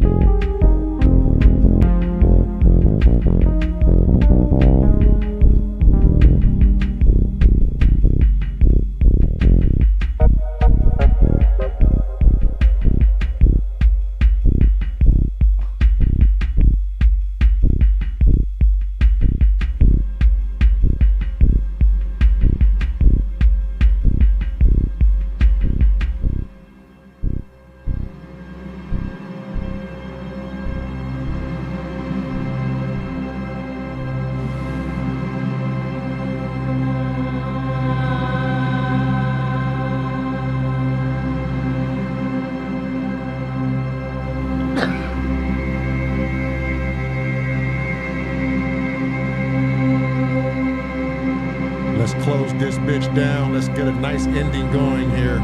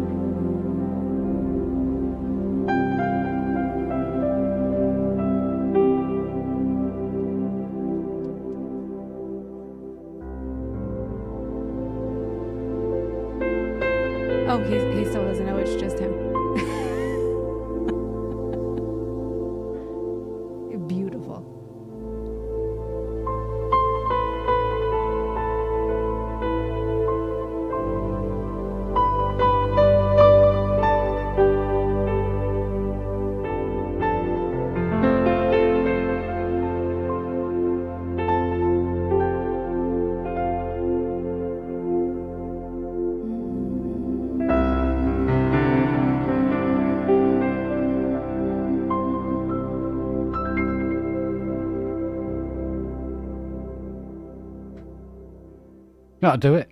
There you go. Damn. Done. That's why I bought the T-shirt. I was going, oh, he's suddenly gone. He's suddenly Done. gone major from mine. Oh, quick. We're done. We're Shit. done. We're done. God. I was going along Yeah. with Kent. That was fun. Yeah, I didn't know where I was going. You were just following a blind man I there, was mate. just following. I was like, oh, I hear this. We'll do this with the voice. Yeah. It goes well. I know Scotty knows that my brother is pissed right now. Wait. He doesn't know. He doesn't know because he's on a plane. The bullshit, he texted me and said, fuck, you guys sound good. Oh, damn it. Shit. He's on his layover. He's like, Oh, he's in his layover. Okay. He's like, viral? Really? Scotty, kid? Now And you you, motherfuckers and wanna you. jam? Yeah. And you. You contributed. Tussin Come put on. a Yes, well note done, into Lil it. Tussin. Yeah. Lil Tussin enjoyed it. Tussin. Is it Tussin or Tussin? Tussin. Tussin. Tussin was As in conducting. Robitussin. He was Yeah, he conducting, mate. He was Yes, he was. He was. Yeah. pointing us in the right And direction. he was giving us little messages on his iPad as I well. know seen that. that. Yeah. So Coded I know. those messages on his own too. He used Oh, for that. nice. Well, it's not that advanced of code because I used a website called Scratch that makes coding easier. But yeah, Hey, whichever way you get it done, clever, right? clever. And you're what, 8? yeah. 8 years old? Nearly Eight. 9. When I was 9, I could barely walk. And there's you choosing website. Ooh. A website. When I was 9, I couldn't even spell my own name. Yeah, it's only got, I've only got 4 letters and I struggled. Yeah, I when I kept was starting it with a C. Yeah. No, wrong one. when I was 9, I was telling my mother, "What's this long thing between my legs, mama?" That's your leg. When I was That's your 9, I leg. picked up my first cigarette. Ah. And 22 Oh. years. Yeah. Jeez. Jesus Christ. Man, that was fun. That was fun, guys. I enjoyed that. Yeah. I that had the was. opportunity to chime in, and it was fun. Right? Yeah, it was good. It was good times. Yeah. Come yeah, on, I it should- would be so good if we could sync arps and beats together from one I end to another. eh? know. I know. Because I Oh, wanted that's that to. jam tabber thing again, isn't it? Yeah, and I wanted to bring Yeah, that. I but- wanted to bring that kick in with that ARP so But bad, if but we're it just on wasn't Mac- nudging right. Yeah, if we're on Mac, Yeah. that's no bueno. Yeah. No Yeah. bueno. No bueno at You know all. what? But for what it is for StreamYard, it really Yeah, it's sounds good fun. Yeah. It's Yeah, Mm-hmm. you keep it, it's sort of like you keep it kind of vague. simple. Yeah. Right. And it, Yeah. and it Nothing works. too rhythmic, yeah. Yeah. Yeah, Or, yeah. or if one person's doing something rhythmic, everyone else kind of tries to stay away from that a little bit. Yeah. Mm-hmm. Yeah, and just Yeah. try Yeah. to sort of like Yeah. Follow. with it as best as keep Somebody, it broad. somebody's Right. Uncle Chrome said that the other day. It was a thing. I forgot what he said it was called. Mm. And I just follow along whatever you guys did. Mm. Like vocals wise, I was like, oh, I hear it here. So I just follow along. What Uncle Chrome, what was that? In his interview, he mentioned it was a thing when they're jamming, it's called something. And so everybody jams and then one person takes the lead and then everybody kind of follows that. Follows with that, yeah. Yeah. I forgot what that Oh, was called. maybe he'll mention it. Oh, the hey hole. Oh, has Tussin got something to say? Hey ho. Oh, if you okay. Hey If hole, you haven't noticed yet, I am at your troll party. Just to let you know that all those compliments that your troll party have done are actually mine. Oh. Wait, no, wait, you're right in the conversation. Yeah. Wait, the ear one, right? Yeah. Yeah, the Air 12 party. Yeah, Oh, ear wow. tool. Yeah. Yeah. I knew Wow, it wow, was wow. you. I knew. We try did to you- give a go of his content, but Yeah. YouTube doesn't like kids who don't make kids content. So Yeah, we're not safe kids related at all. So, you know, you're on your own on that one. No. Anyways, Tussin, did you hear the lyrics that I did for you when I saw that it was you on there? Yeah, she was singing Tussin. Yeah, I was singing Tussin. Yeah. I didn't really hear Does that. my fellow Scottish person I might have heard it, realise but it's 3:15 in the morning? Yeah, Right? right? Yeah. Yeah. Yeah. Hell He of a might jam. have heard. He might have heard it. I don't Might know. have noticed. Yeah. May or Hell of a may jam, have not boys. heard it. Yeah. Mind you, up there, they're on a completely different time The zone. things we do for these SOR people. He's right. And the, You- and the things it does for you, good son. Exactly, exactly. My lungs are done. Yeah. I haven't sang that long, and I don't know how fucking long. Yeah. We need Where- to stop smoking, Marlon. That's what I that don't is. smoke. I just don't practice. That's the problem. Yeah, Just kudos, smoke in. yeah, kudos to Chrome for sticking around and making sure everything is nice and all the chat that stuck around. Aw, thanks, Thanks- Tussin. Thank you all for sticking around. That is amazing for you guys Little to do Tussin that. is sending us a bunch of hearts. Thank you, Yeah. man. Right? You're Yeah. awesome. Okay, well, shit, we could pick this up tomorrow. Is anybody on tomorrow that we know of? Tomorrow's Tuesday. Yeah, is Travis on tomorrow? Yeah, I think so. Kent, you doing No, the- Tuesday or Wednesday. I think he's on Wednesdays. Oh, okay. Kent, you doing the pub tomorrow or anything? I really don't know. It depends on how this 3200 goes tomorrow. Okay. I might just shit. set fire to it and walk off. Hopefully, it doesn't kill your tinnitus any more than it already has. Oh, mate. It was probably making the worst sounds possible for anybody with tinnitus. to be honest. I hope I didn't kill your tinnitus. No, come on. I hope I balanced it out somewhat. No, yeah, you had that smoothness to your voice. Don't worry. Yeah, that's Wagyu okay. saying that. Get Jarvis was saying that he's going to move to Wednesdays. I think that's what his plan was. Yeah, I thought Same I time thought as normal. I so. think he was Yeah, saying, Mm. on Wednesdays. Okay. but yeah, Okay. So we'll check. Yeah. If not, we can come on early, like 3, yeah. and so we can be on Yeah. for 3 hours, 4 hours. Yeah. yeah. Yeah. Let's do that. And since we're waiting for Cressy and he's having internet issues, you know, we don't have to chit chat. We can just go straight into a jam and just We can, yeah. pick up. What would be interesting is how this same percussion sound tomorrow would the same thing be happening, you know, or would right, it would right. it you know that's always been a wonder of mine. Let's see which way we could drive this bitch. We'll just wait for everybody to show up. I don't know if you could make it viral, can't, but damn it, I'll wait for you. That'd be fun. Yeah. Well, I mean, most of this morning I didn't have any internet at all. Oh, dang. Something wrong at one of the big servers or something up in town because most of all of South London basically didn't have. Yeah, this, that's probably why. That's the why community. Cressy, yeah. The community one. I can't remember what it's called. I think he said something about Talk. I don't know. But the thing is our phones are on it as well, so couldn't phone out or anybody phone in. It was, and it just went. So, but it was quite widespread outage for this particular Yeah. internet company. So Jeez. Well, hopefully they get it resolved. If Yeah. I mean, we'll I be do here all my tomorrow. ordering in the mornings, and it's like, oh man, I'll just have to sit here and just have another piece of toast with Marmite. Just as long as it's not cheese. shit. Just as long as it's not cheese with cheese. No cheese. Do you know me and cheese are sort of like Parted on ways. hiatus. We're on hiatus for a little while. They've parted ways. Yeah, I can't go without my cheese, but at the moment I'm sort of like, you just stay in the fridge for another couple of days. Yeah, We'll yeah, be yeah. fine. And You Yeah, I'll if be you out do, here. just do a little bit. You don't have Yeah, to go fucking yeah. crazy. Yeah, I don't have to go Yeah. mad on it. The thing, Yeah. mind you, I had Harry Ramsden fish fingers tonight. What is that? My Harry Well- Ramsden's a big brand in the UK, sort of Yeah. fish and chip shop. But they- Oh, okay. yeah, but their fish fingers are like, oh my god. It's really good. Yeah. Oh, Damn, wow. somebody, I love somebody fish and send us a chips. bag. Shit.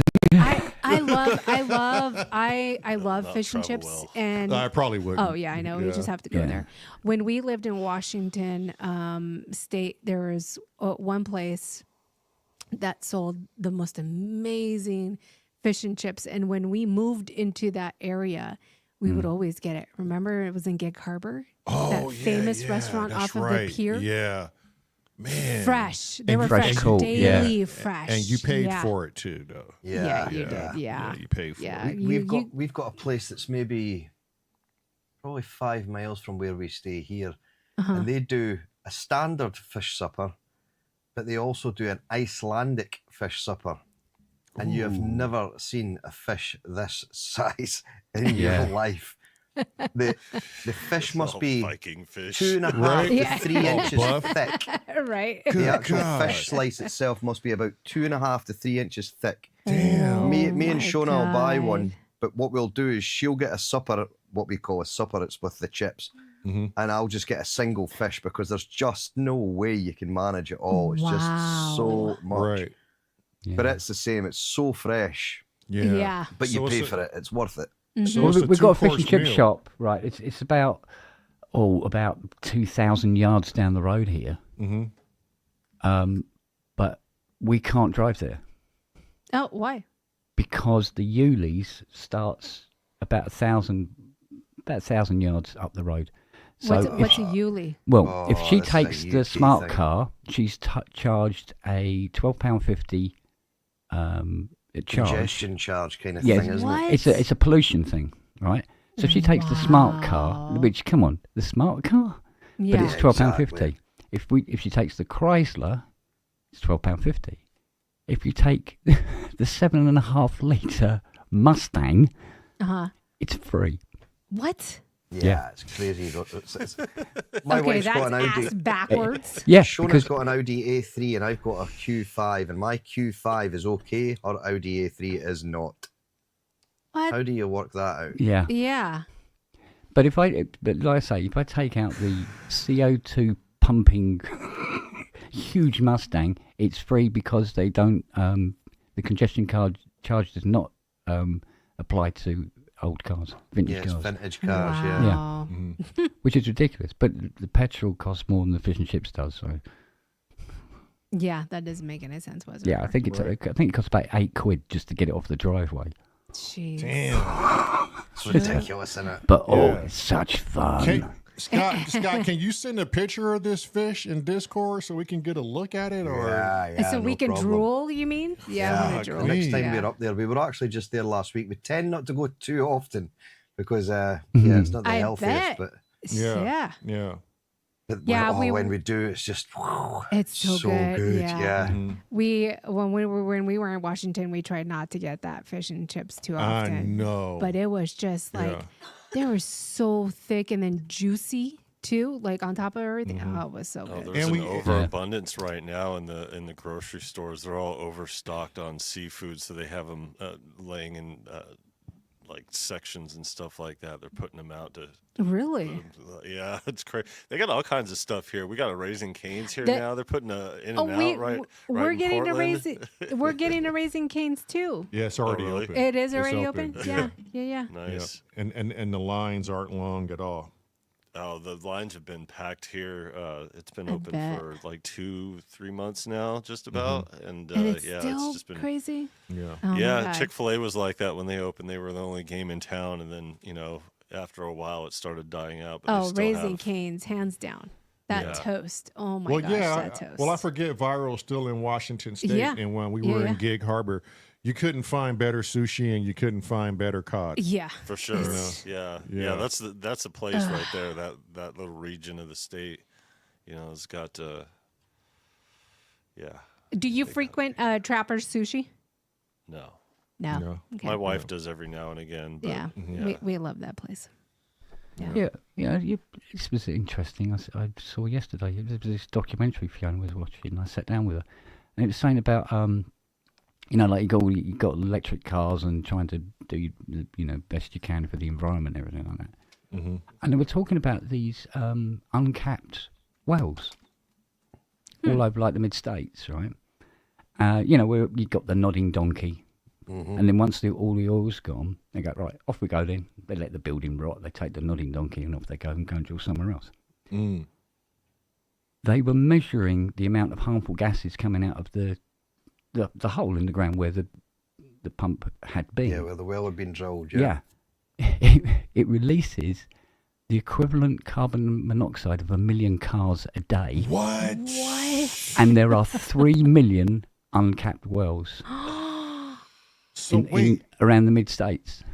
So what do they do? How do they burn that off? Well, they started capping them, and at the end, towards the end of the documentary, it was showing how they were testing the gases coming out, and then they were, building this thing around the top so they could cap the well. Mm-hmm.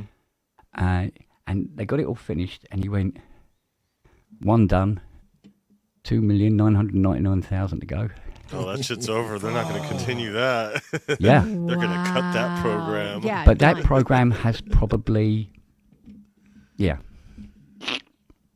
along with a few other things. Yeah. Yeah, like the people who were watching our nuclear arms and stuff, they already cut all those people's jobs. It's like, Yeah. Jesus. I Well, read yeah, we something. don't need They you. were saying something about that the service that they have, especially in Central America, where they have tornado warnings, they cut the funding to the news system to tell people there's a tornado coming. Yeah. So now Rural people won't areas. know Yeah. until the tornado sort of like takes the roof of their house off. Wow. Yeah. That's I mean- scary. The guy has been such a wank. Why? Wow. Jeez. Yeah. It's unbelievable. Yeah, people of power have their own interest, and it's Oh, never yeah. of the people.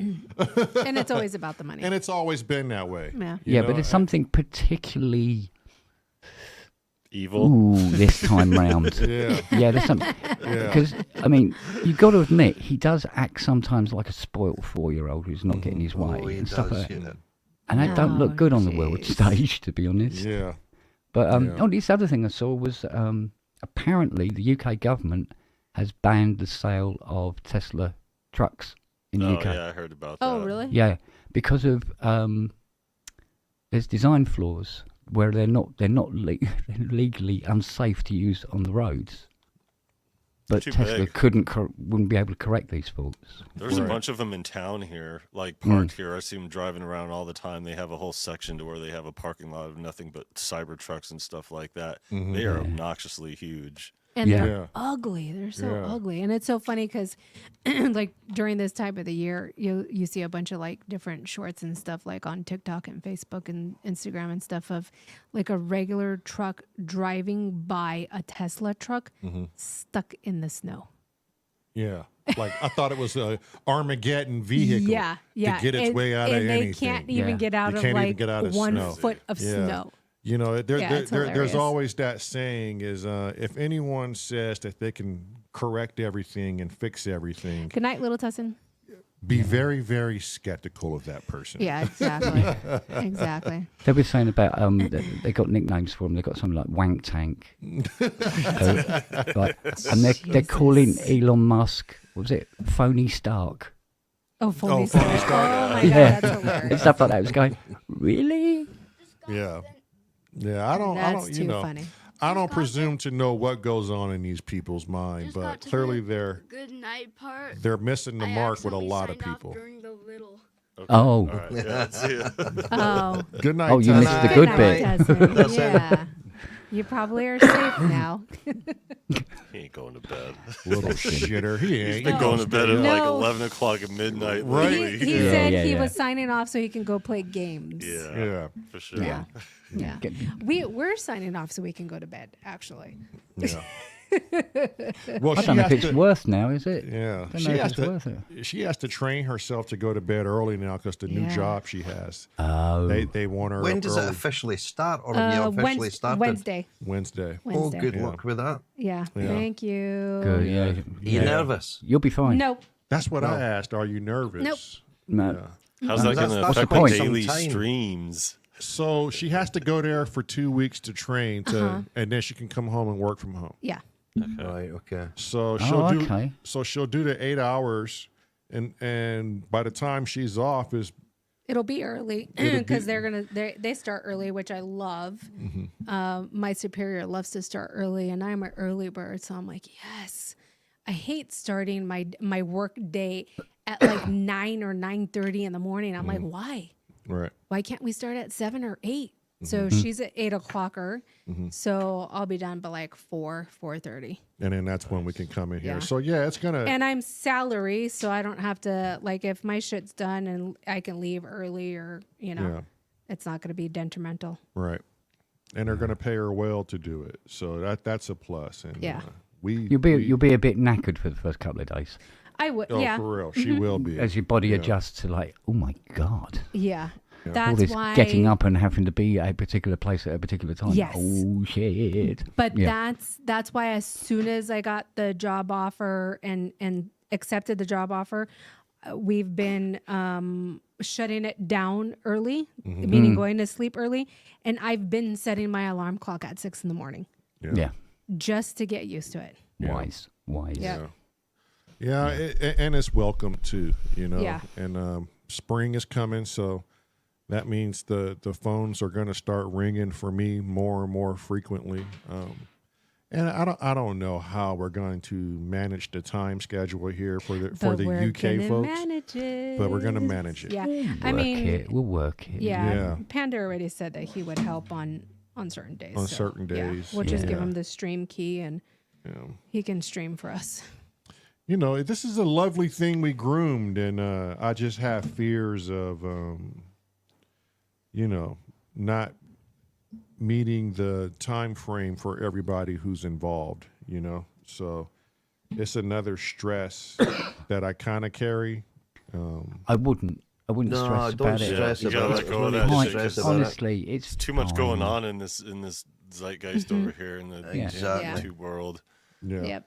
Yeah, The don't stress supporters about it. will always support. Nobody's holding you to it, and if they are, they're twats. Yeah, And exactly. they're smack in the Twat. mouth. And whoever can't make it will watch it later too. So Yeah. Yeah, Right. exactly. Exactly. Yeah.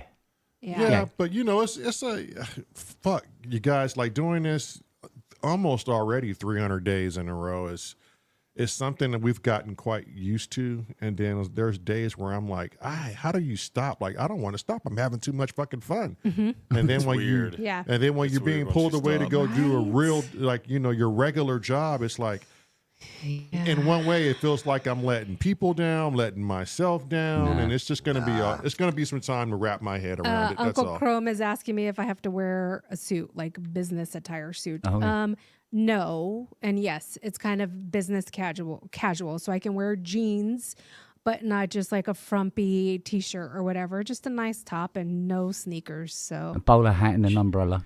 She's going to wear a Marmite outfit. Yeah. The inflatable one. Yeah. Have you not seen Inflatable the Marmite. picture? God, Yeah. God, he knows. Yeah. Jeez. Well, shit. Thanks, George G's and Uncle Jerry. I know Wagyu and Craig. I know you guys will all be here, and Yeah. whoever's lurking and not in the chat.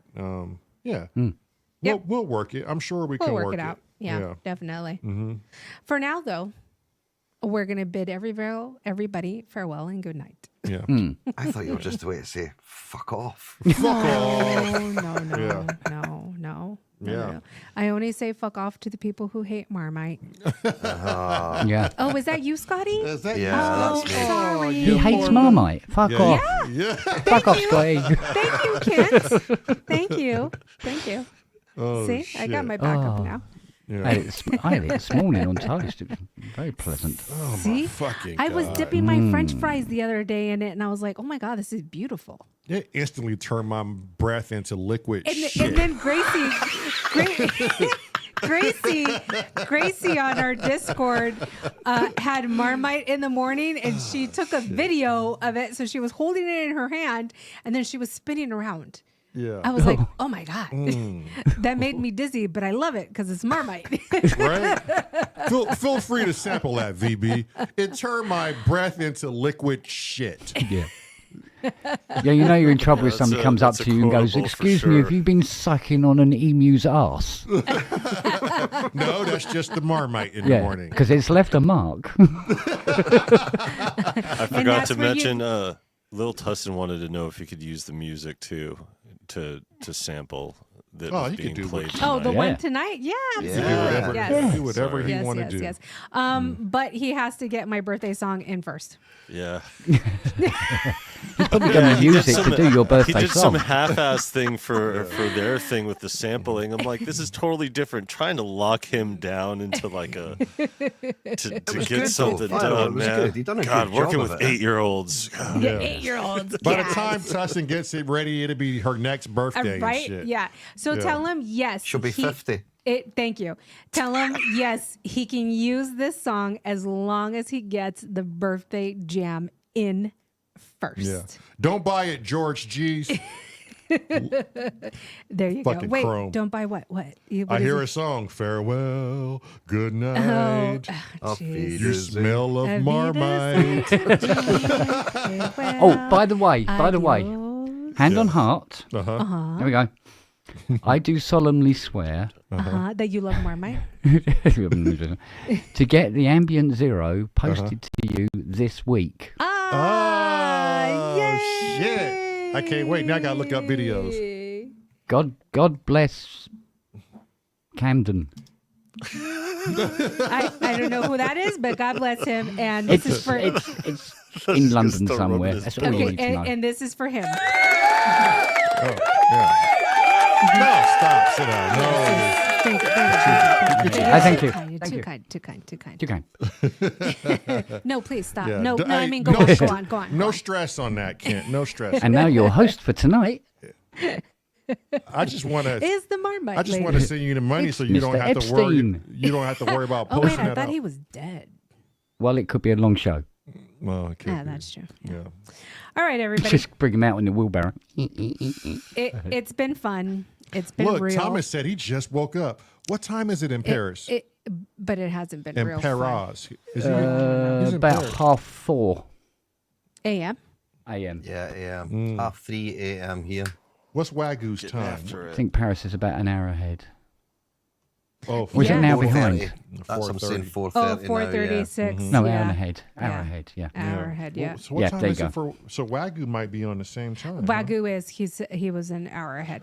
Yep. Oh, okay. Yeah. Yeah. But we're the correct time because It's the we're old money Greenwich. time. Duh. Greenwich line. This is where time is made. You Told know. you. Old time. Is that what Kent calls it? Kent calls it old time. Yeah. What Old time time. is that? Oh, no. Yeah. Old money. Old money. Old money. Yeah. Old money. What about you, Scott? What time is it there? Old money. 3:30. Yeah. Oh Old shit. money. Yeah, we're on the same sort of. I line. don't know. I don't know how you guys fucking do Right it. there. What? Yeah. I don't know. Oh, We just keep 4:30. our eyes open, really. Just, he does it. Yeah, but jamming out helps, though. I know that. Oh, Yeah. yeah. Yeah, Scott gets Yeah. fucking moving in that damn Yeah, he studio. does. He's fucking all fucking over the place. Yeah. So when Scotty was doing it, I was doing the lyrics sitting down, and then I saw Scotty moving around. I was like, oh no, fuck it, I need to stand up. I was like, here we go, let's go. Right, let's go. Shit. Yeah, he gets fucking moving in He's there. standing, I'm standing. It's good to have a spaceship. It is. Yes, shit. I Gotta love. opeate everything I in that dungeon. love my little Yeah. spaceship. I've given it all she's got, Captain. Oh god. Oh, that's right. I still got to send that to you, Scotty. Jesus. do that when we Scotty get know off what here. dog shit tastes like. I seen that. I was laughing at that. Fucking Wagyu. man. It was a Wagyu, little you sexual have seen accident our he had one football team, afternoon. haven't you? He was drunk. What'd you say, Scotty? I says, Wagyu, you have seen our football team, haven't you? Oh jeez. They're Must dog be shit. Yeah, it must be shit. Wait, Which football one? as in American, like what we call American soccer No, team? real football. No, proper football. You know the for God's football where you use your feet? sake. Yeah, soccer. No, Soccer? football. Football. They call it football. I know they call it football. Football. Football. Is it Football. football? What's this soccer? It's football. It's football. Oh Yeah. my god. But the thing is, you guys football, you don't use your feet, do you? Yeah, No. every Okay, now and so- then. Oh, you can't kick Crazy. it. Wait. Yeah. Kind of like Hold on. rugby. Every No, now and no, then you kick the ball. No, so Yeah. That's how you get a field goal. Football, spelled FUTBOL, is actually like their football, like our soccer. Football. So soccer equals yeah. football, and then football, FOOTBALL. You only use your feet when the kicker kicks it. You only So use I your don't know hands why when they you- call it football, Yeah. because the majority of the time you're using your hands. Yeah, if anything, your football is more like rugby. Rugby, yeah. Yeah. Or Australian football. Except Lazio. there's a penalty when they there's toss helmets it involved. behind them. I think that's probably the only difference with the rugby. Oh, right. Oh, Dreamer and Viral, it's only 7:37 out there. Yeah. You see what Wagyu said? I like how the hand egg players now have visors on their motorbike helmets. What the fuck? Hand egg players. What's that? Hand egg.